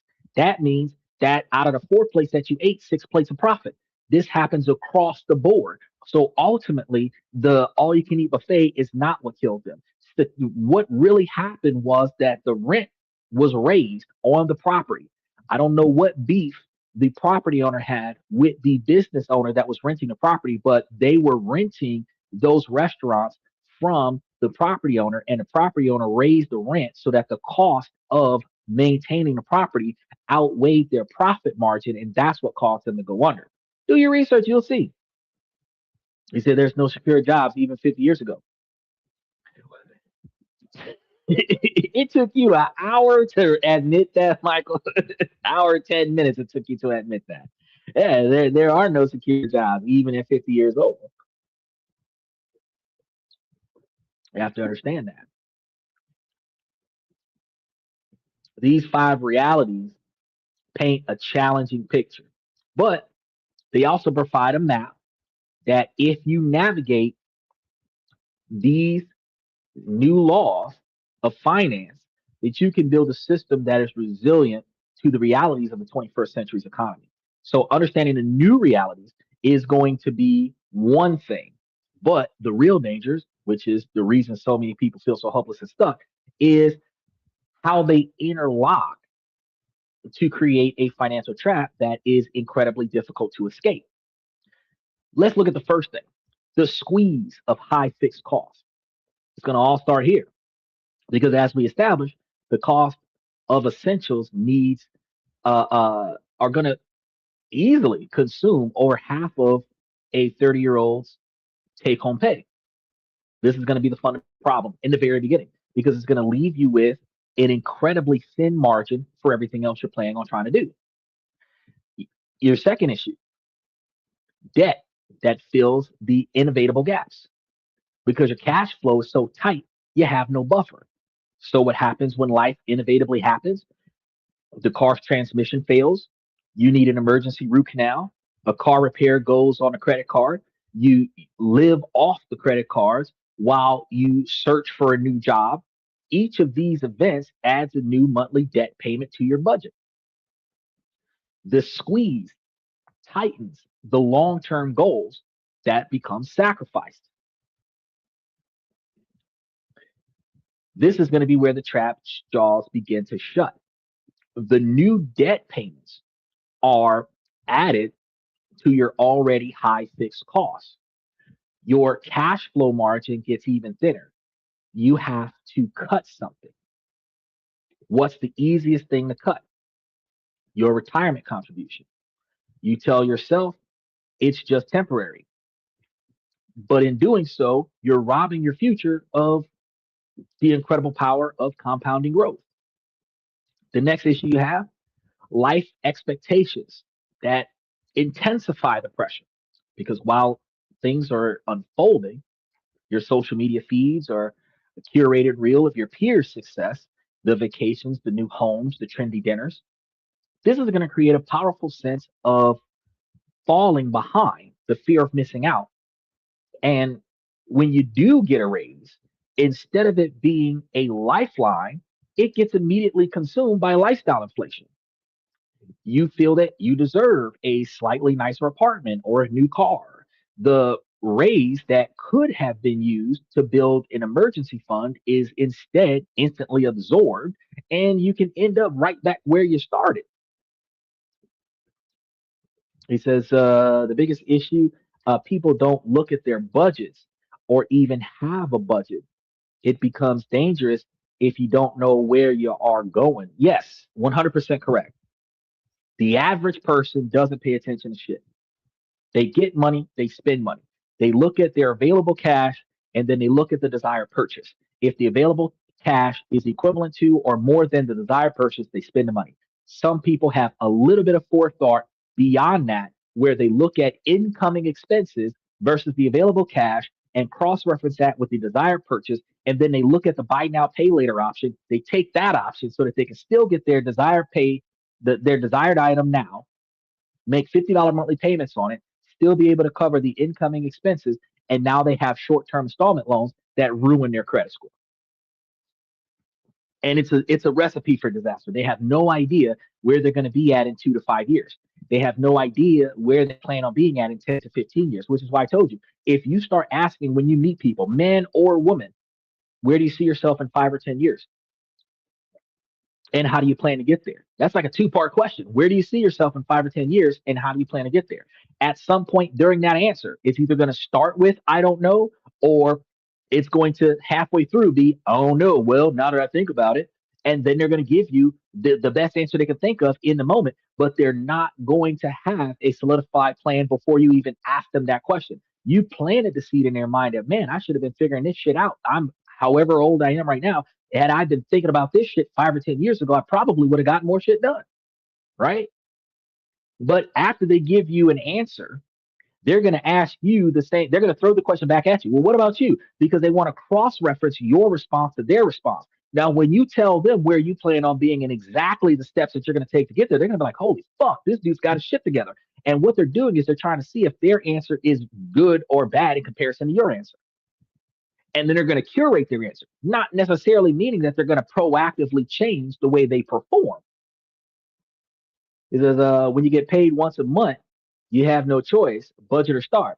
If you get paid once a month, if you get paid twice a month, what matters is that you're living from paycheck to paycheck.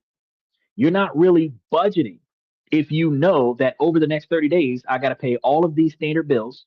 I've got to hold this much money for gas to get me to and from work until my next paycheck. And I have to buy this much groceries until my next paycheck. You're still living from paycheck to paycheck. You're not actually budgeting or planning for the future. You are trying to survive until your next monthly payment or starve. And that's the difference between budgeting for the future and surviving for the present is going to be the difference in mentality. You are correct. If you're getting paid once a month, you have a more tighter schedule because you have 4 weeks until your next paycheck. Versus if you get paid twice a month biweekly, you have like 2.5 weeks before your next paycheck. But in either situation, more than 70% of Americans are living from check to check. They're not thinking, okay, well, I can do X, Y, and Z. And then when you're impulse buying on a 30-day check, once every 30 days paycheck, your impulse buying, you have literally no solutions. Once you spend that money, nothing is there to help you for another few weeks. So now you're going to borrow money from a friend, borrow money from a family member, go borrow money from Amscott till your next payday. And now you owe Amscott $50 on top of the 500 you borrowed because you impulse buy. Yeah, it's crazy.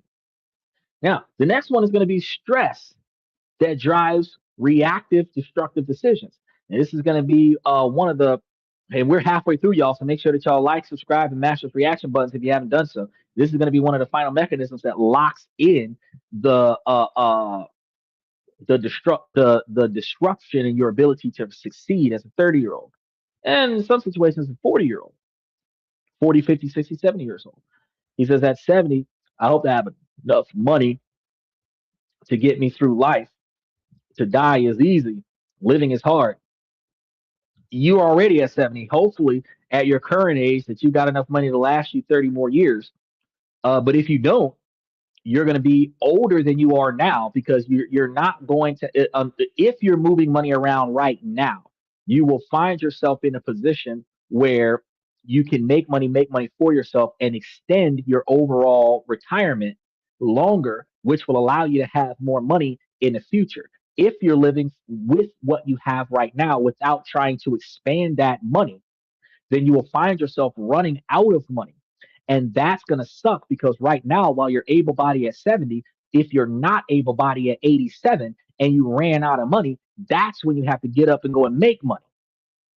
If you're moving your money around where your money is making money for you right now, even at 70 years old, if you had a 15 or 20-year plan of raising more money to extend your retirement, by the time you reach 80 or 90 years old, you would have a secondary quantity of income because a 10-year, if you took, again, 15,000 a year and put it into a brokerage account and you rode that wave for 10 years, you'd be 82. You'd have 150 grand plus compounded interest, which would probably be like 210. And even if you were getting 10% return on investment, that'd be an extra $20,000 on top of whatever you got right now that would be getting paid to you at 80, 82 years old, which would aid you in your capabilities to last you until you're 92 years old. And if that 20 grand only paid for in-home nurse to wipe your butt, help you take showers, and give you a medication, the fact is you'd have an extra 20 grand a year to pay for it. But that requires you today to start making financial changes today under the observation that I'm not going to die at 80. I'm going to die at 120. And I want to make sure that I have enough money to last me until I make it to 120. Uncle Andy says, brother, buy a fishing pole and don't worry. All right. Look, fish will feed you for today. Fish won't pay your lights, gas, or water. So you ain't going to have nothing to cook with, nothing to clean with. It's going to be hot when it's hot out. It's going to be cold when it's cold out. Nothing to pay the rent. So if you don't own the house, you're going to be shit out of luck. And you have to own the house and not have a mortgage on the house.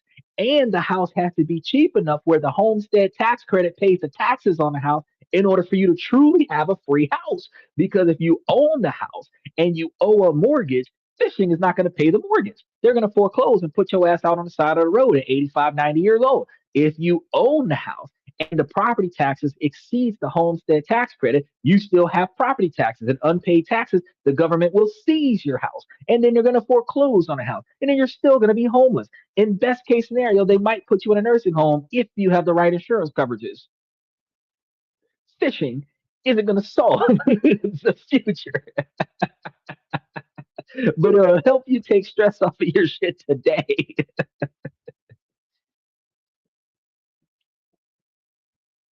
He said, life is good when you're fishing. Everything else aside, decompress from life. I can agree. Once you get on the boat, because I'm gonna be real with you. Every time I've gone fishing, at least this is my experience, whatever stress I got stays on land. Once I get on the boat and I get so far away from land that I can't see land, there's only three things I'm focusing on, sometimes four. One, trying to catch something because I eat what I catch. Two, not falling out of this fucking boat because while I can swim, I can't guarantee that I'm going to be able to swim today. Three, trying to make sure that I stay hydrated because it is going to be hot as fuck out there. And then four, trying not to get sunburned. Those are going to be the four things that I'm going to be focusing on while I'm on this boat, right? So if I'm out there fishing with somebody, I'm less concerned about the sunburn because now I'm more concerned about the other person in the boat rocking the boat and flipping us over because I can't save you and me at the same goddamn time. But I'm not thinking about nothing else that's going on in life. I'm just paying attention to what we're doing in the moment with the fishing situation. He says, special shout out to Aztec. He said, there's a lot of this and that in this near. There's all kind of shit happening towards the end, bro. I love boat, but piers and bridges are my gig. You know something? There's so much stress at the edge of the water. And I'm not even talking about the fear of falling in. For some reason, your emotional state does not release whatever you got going on at the shore the way it does when you get away from the shore. It's weird. I don't understand that. Like if you leave the mainland where whatever's going on the mainland, you can't reach it. you ultimately mentally decompress that because it's not like you can jump in a car and go back to it because you got to get back to land first. Michael says the biggest problem you'll have when you retire is what to do with all that time. That should be the easiest thing to do because if you've already got a standard of living that's covering yourself, if you're doing like what you've got going on, you've got the estate sales, you've got the paintings, the oil paintings, you flip cars at auctions, you find something to do because you look for things of value that are undervalued. You pick those things up, you sell them, you make a profit off of it. You don't need the money, but you do this to stay mentally aware of costs and expenses, and you also turn a profit off of your actions.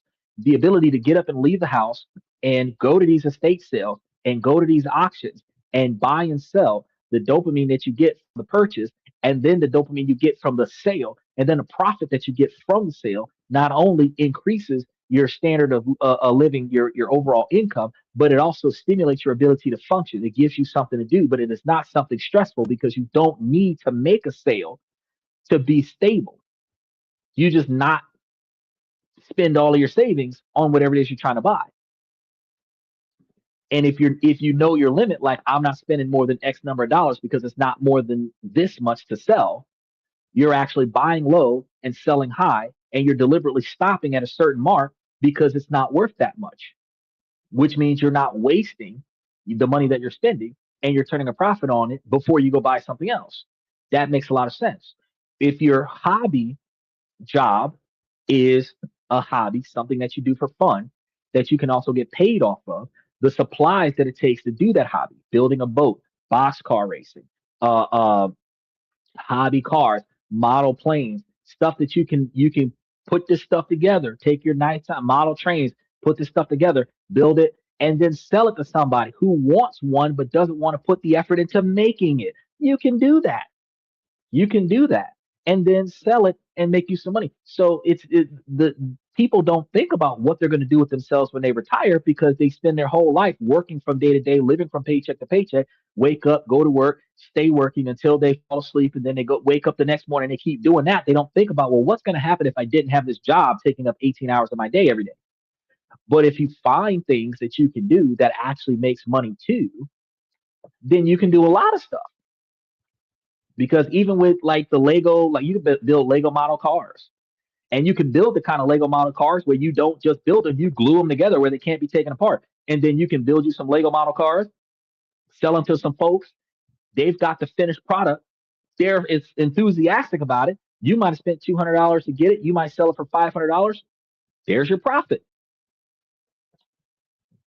It says, and interactions with other people too. Yes, yes. Being able to socially interact with other people actually maintains your mental stability and your cognitive functions. So instead of just staying to yourself like a man in the desert with a horse with no name, you actually are able to interact with other people and maintain your ability to communicate, negotiate, delegate, deliberate, and all of the eights, and you're and you're able to maintain your youth status at an older age. But when you find yourself in a situation where you don't interact with anybody, you don't communicate, you don't negotiate at all, you don't do anything, your cognitive functions diminish, and you find yourself in a dependent position because you have no capabilities to figure it out for yourself. As I enjoy our time together, the eyelids are spelling gravity.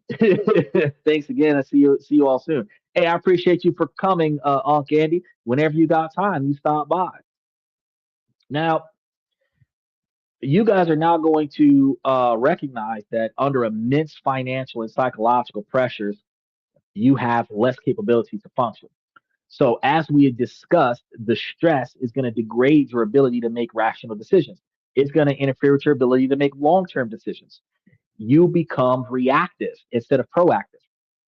Maybe you start ignoring calls from debt collectors. Maybe you're engaging in retail therapy for a fleeting dopamine hit. And retail therapy is when you're stressed out, you shop. Some people are like foodies. They when they're stressed out, they eat. Alcoholics, when they're stressed out, they drink. Potheads, when they're stressed out, they smoke. But you're doing it as a form of therapy because of the level of stress that you're under. You're taking this hobby or activity to give you the dopamine hit that you need to relax your stress. But each of these stress induced behaviors makes the underlying financial problem worse because weed is fucking expensive right now. I don't care what, I'm not going to tell you that you should smoke. I'm not going to give you all the health implications for smoking a blunt. I'm just going to tell you that an ounce of weed costs way more money today than what it used to cost in the 80s. That's what I'm trying to tell you. And that's a financial problem that interferes with your ability to be bowling, right? The trap is now self perpetuating cycles. Your financial reality creates stress, and the stress drives behaviors that reinforces that reality. Now, this entire process creates a closed system. More income doesn't automatically lead to more wealth because the system is designed to leak that money right back out. So, to break that habit, you can't just try harder. You have to consciously redesign the flow of your own financial life. And we're a third of the way through, guys. We diagnosed the problem. So let's talk about how to dismantle it. To regain control, you need to operate with a new set of frameworks, practical, modern rules designed for the 2026 reality. So, first, we're going to stop guessing and we're going to start knowing. For 1 month, you want to track every dollar that you spend. I told you this yesterday.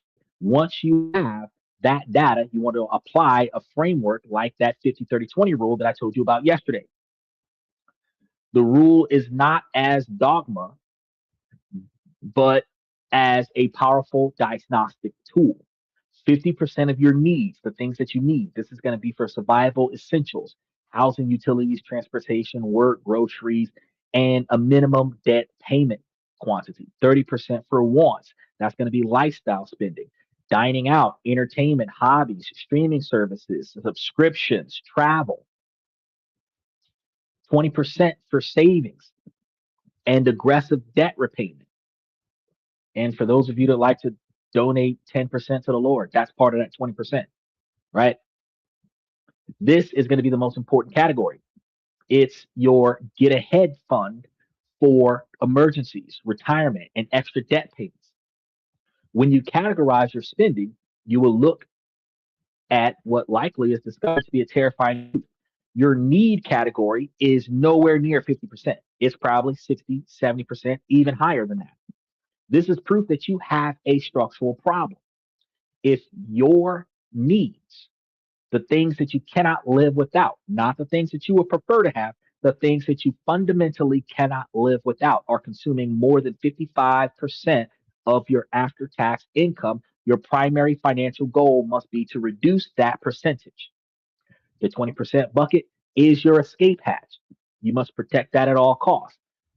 The reason is so many are trapped is going to be because every minor life hiccup becomes a major debt event. As emergency funds is the single most important tool for breaking the cycle, you can recognize that the pay yourself first mentality is to designate 20% of money away from discretionary spending and personal needs so that you can guarantee that you have a just in case account for whatever the fuck happens tomorrow. So the first phase you want to start with is your emergency fund. And you want to do like an urgent goal of like 500 bucks. That's not a lot of money. But once you get 500 bucks, you want to try to work towards $1,000. This is going to be enough to handle the most common life emergencies without resorting to high interest credit cards. Stuff like unnecessary or not unnecessary, unexpected flat tires or a tune up or, something minor with your car. That could be like replacing a broken cell phone or something to that effect, right?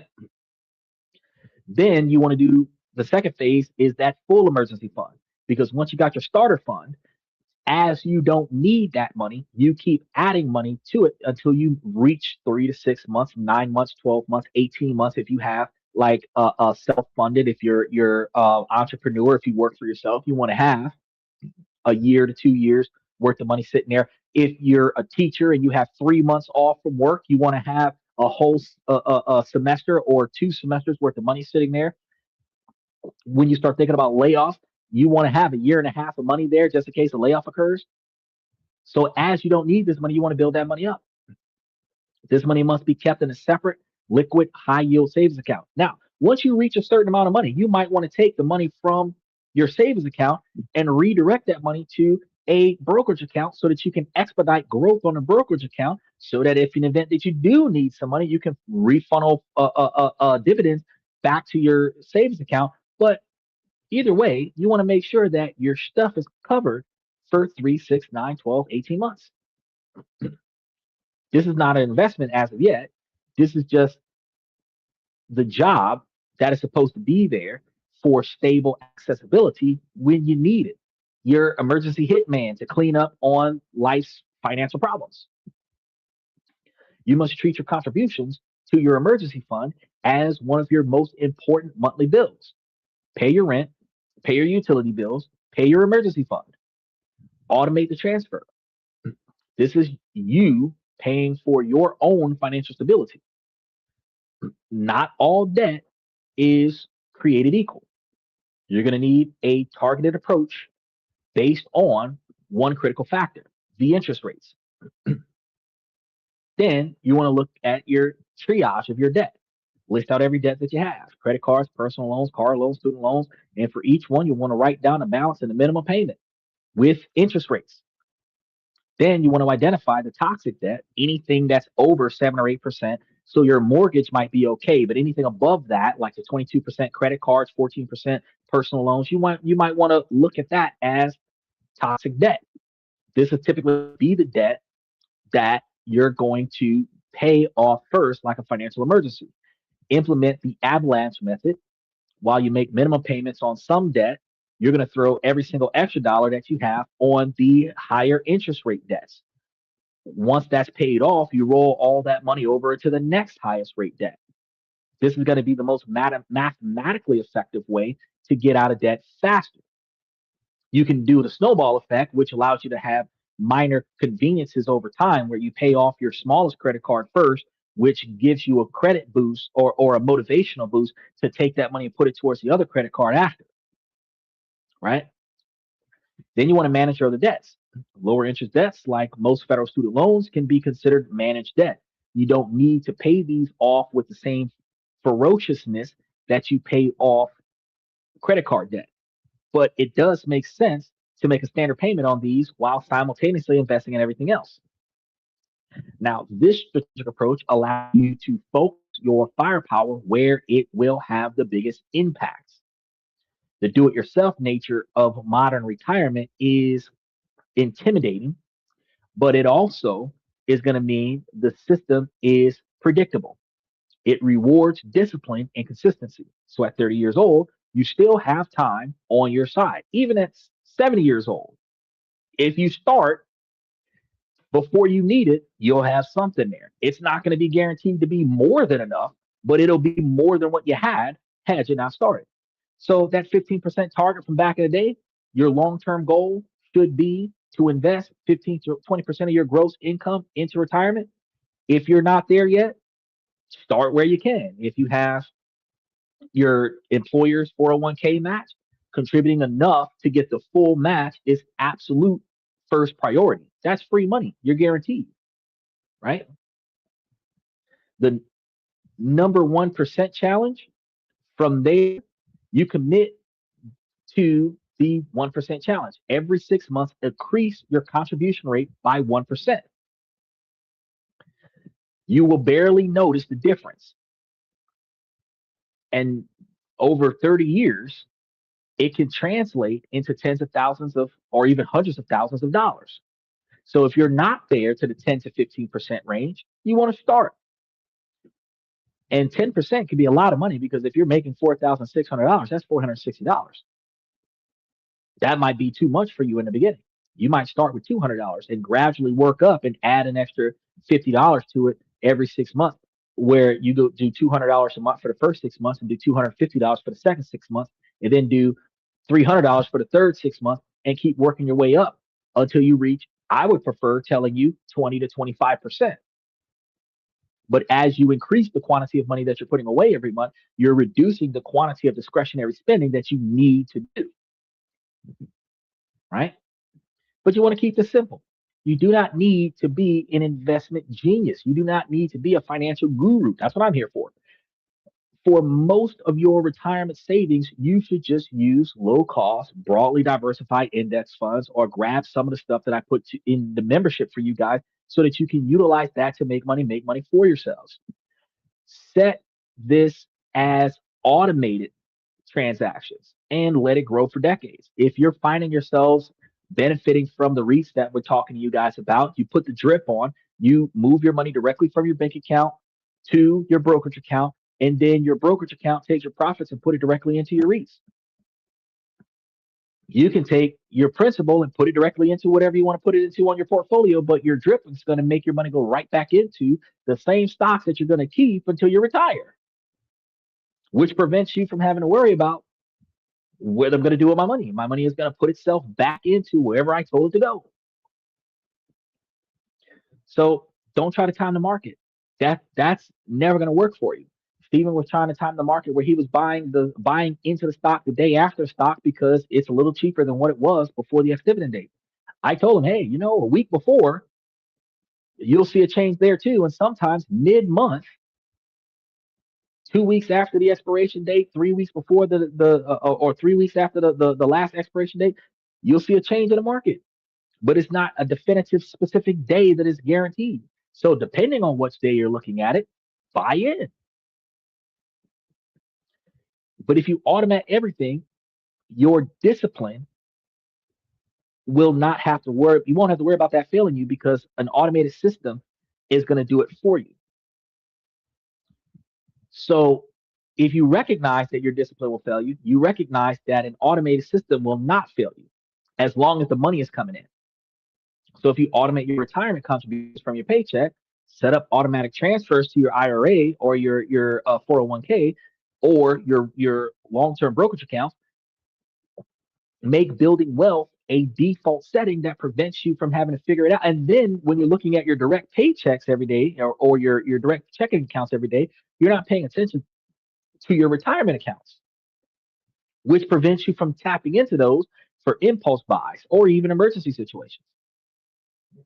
As your income rises, you'll face a critical choice with every extra dollar. You can do like Steven and put all the extra money into aggressively investing. But you have to recognize some people will let it elevate your lifestyle, which is lifestyle creep. I encourage you to let it accelerate your financial future by investing into your future instead. Audit all of your subscriptions, go through your bank statements, and ruthlessly cut any reoccurring charge that isn't providing real value. A lot of people have the membership with this and that, and it's providing substantial value. For less than $5 a month, you're getting more stuff from me every day of the week than what you would get from a financial advisor in 1 hour. Excuse me, and some financial advisors are charging between $250 and $350 an hour. And for less than $5 a month, you're getting the same information from me and then some. Practice value-based spending. So this isn't about deprivation. It's about intentions. Identify the 2 to 3 things that bring you genuine joy. Spend lavishly on those things, guilt-free, but be mercilessly frugal on everything else. Align your spending with your actual values, not societal expectations. So if you're going to spend money discretionally, you're not doing it to impress other people. You're doing it to satisfy yourself. Then that pay yourself first golden rule. When you get a raise or a bonus, the very first thing that you do is increase your automated savings and investments. If you get a 5% raise, immediately increase your 401k. Contributions that you increase from 1 to 2%, send the rest of that savings to attack toxic debt. If you do this first, you prevent lifestyle inflation from ever having a chance to consume the money.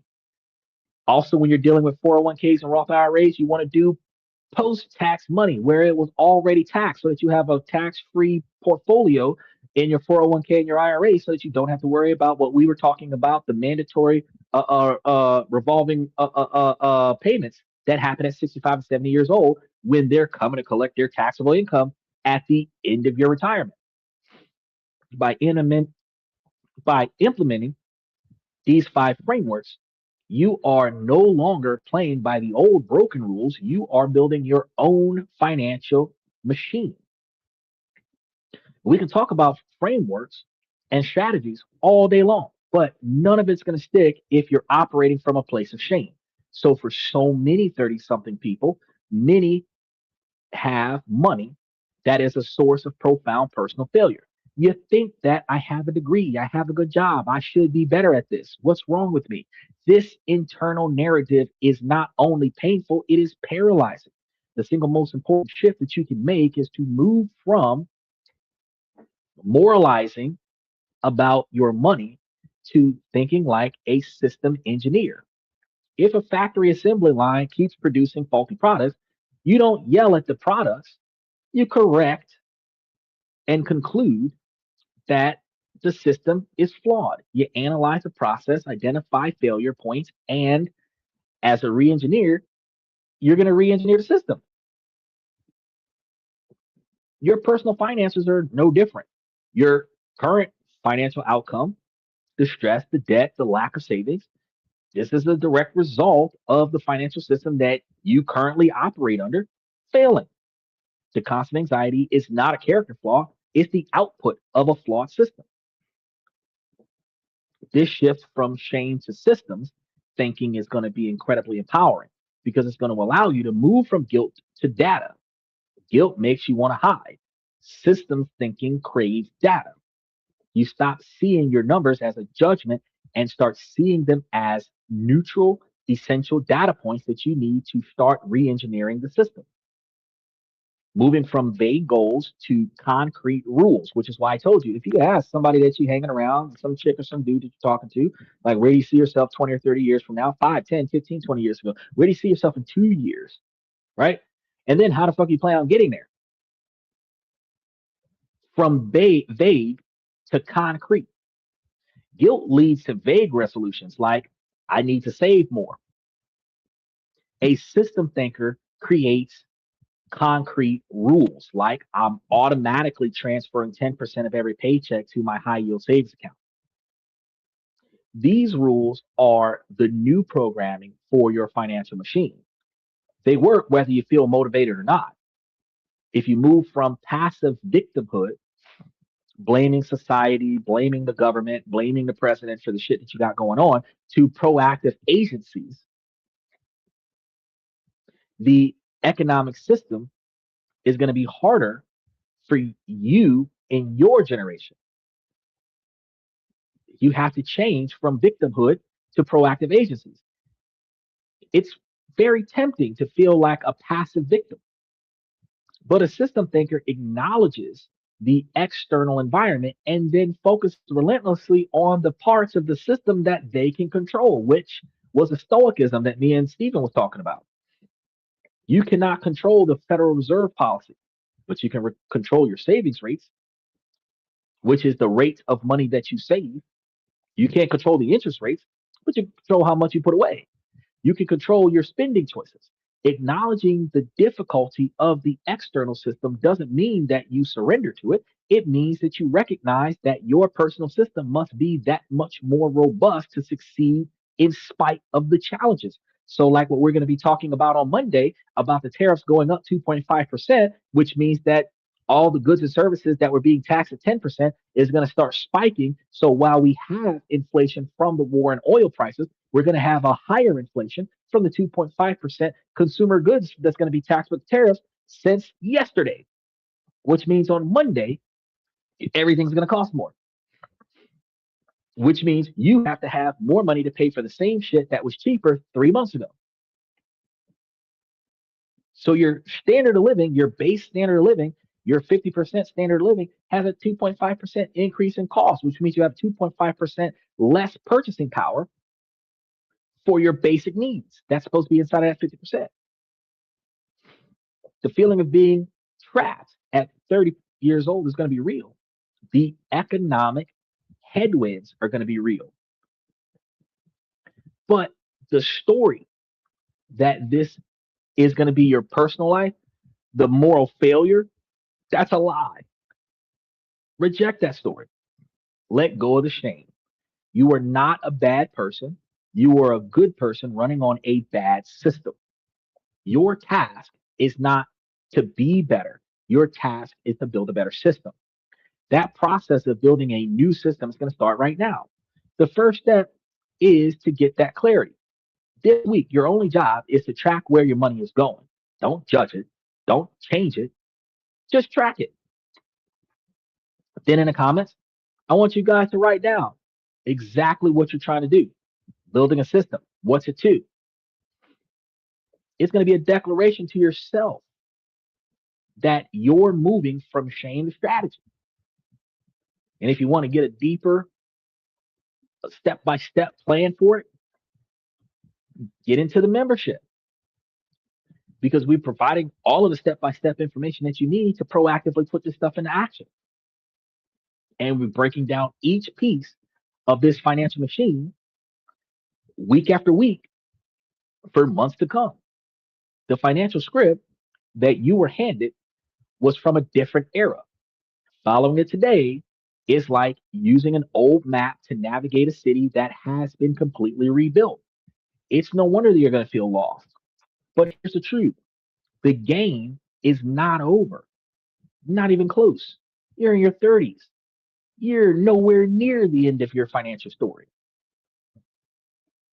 They're the most critical chapters of your life that you need to rewrite right now in your 30s and early 40s. Yeah, the challenges are real, but you have the information now and the tools that no generation before you ever had.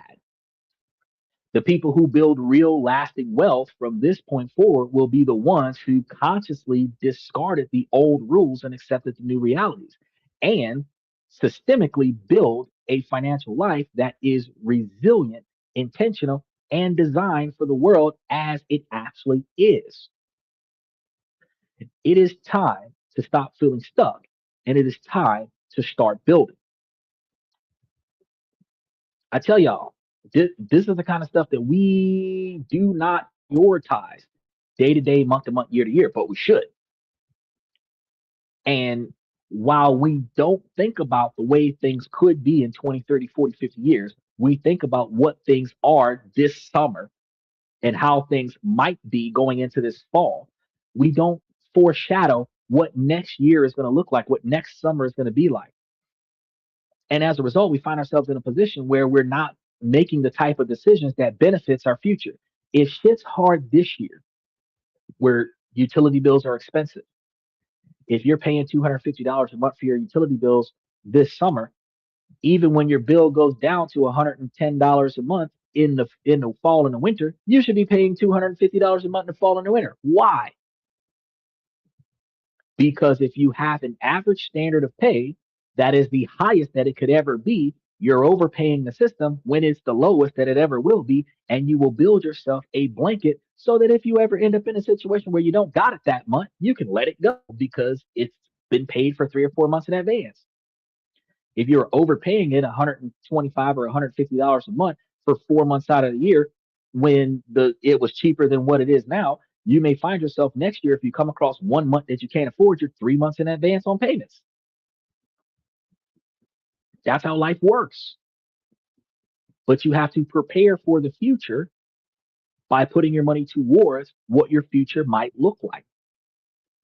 Now, that's all I got for you guys for tonight. You guys got to pay attention. We got tomorrow's questions and comments from the fans. We're going to be dealing with a lot of that. And we're going to be restructuring because I just seen a guy, like from what I see, the guy that came in and jumped in the show tonight was trying to take over the show and realized that he did not have the authorities to do that. uh, and that's going to be one of the things uh, that they're gonna have to rethink because I kind of prepared myself for people popping in and touching stuff. So when they jump in and they're like, "Damn, I can't do X, Y, Z, A, B, and C." No, you can't. No, you can't, because I didn't give anybody those authorities, right? And it's wild and crazy. I see some people come in. I'm looking at my band list getting bigger. Boy, I tell you, look. So what we're gonna do is we're gonna start off by saying, ladies, as long as the situation doesn't make sense, I'm gonna keep asking you, ladies, to make it make sense. So, ladies, please make it make sense. Fellas, I give you guys this information to make you guys higher value men, not just by raising your personal financial life, but also by increasing your personal decision making life. You know, your career can be as big as you want it to be, but if your decisions are bigger than the income that you make, you're still going to be in a situation where you feel and are experiencing brokenness, right? So you have to change the way you make financial decisions so that you're spending less money than you make. And then taking the extra money that you're not spending and investing it in places where you no longer have to perform to bring in your financial principal every year, and you can live off of the interest where you are no longer required to get up and do anything every day. You just have money coming in. Okay. Now, ladies, while this is a male driven podcast on a male perspective, you too can make yourselves higher value women. I tell you guys on a regular basis to find the things that are inside of your control and then proactively take the things you don't like and change them for the better, improve them, and then navigate around the things that are outside of your control, which is effectively is stoicism, is navigating around the things that are beyond your control. But then, ladies, you have to focus on your 20 or 30-year plan. Reverse engineer that to what you got to do today to get to where you want to be at in 20 or 30 years. Stick to that plan. Keep your eyes and ears open for the potential suitor that has the right personality and characteristics, drive, ambition, dedication, admiration, motivation, integrity to achieve his own goals, right? And then you want to see what those goals are and see if those goals mesh well with your goals. Long-term satisfaction goals can be accomplished by both parties a whole lot easier than short-term gratification goals that contradicts the ability to succeed with long-term satisfaction goals. And I tell you guys on a regular basis that two people can reach $1 million faster than one, but it requires you both to be headed in the same direction correctly. Now, I'm going to give a special shout out to Unc Andy for being able to dive in tonight. Michael, Aztec, 420, Steven. I really appreciate y'all. FX Trader and OG Kicks. I really appreciate y'all for diving into the show tonight. I want to thank y'all for coming to this and that. I'm your host, Xander, where we talk about this, that, and everything in between. And I will see you guys tomorrow night.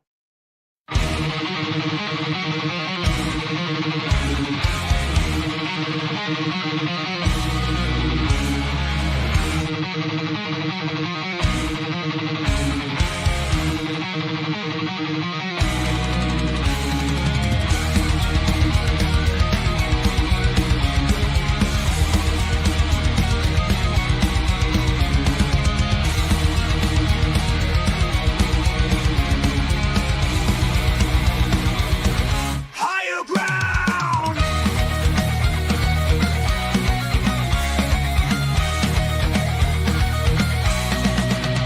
Used to chase validation, now I validate myself.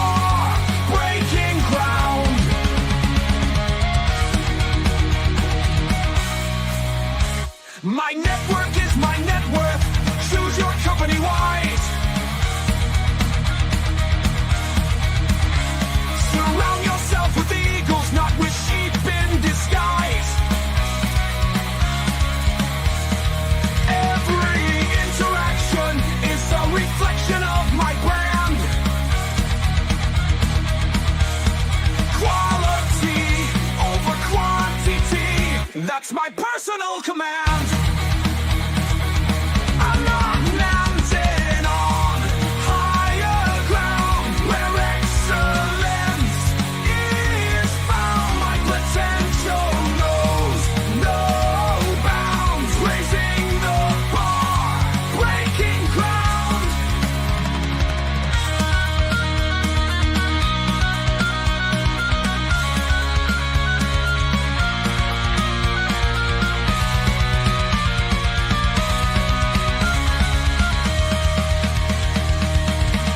I'm not just living, I'm manifesting my vision, cutting through limitations with surgical precision. My expectations are my compass, my respect is my shield to mediocrity and chaos. I will never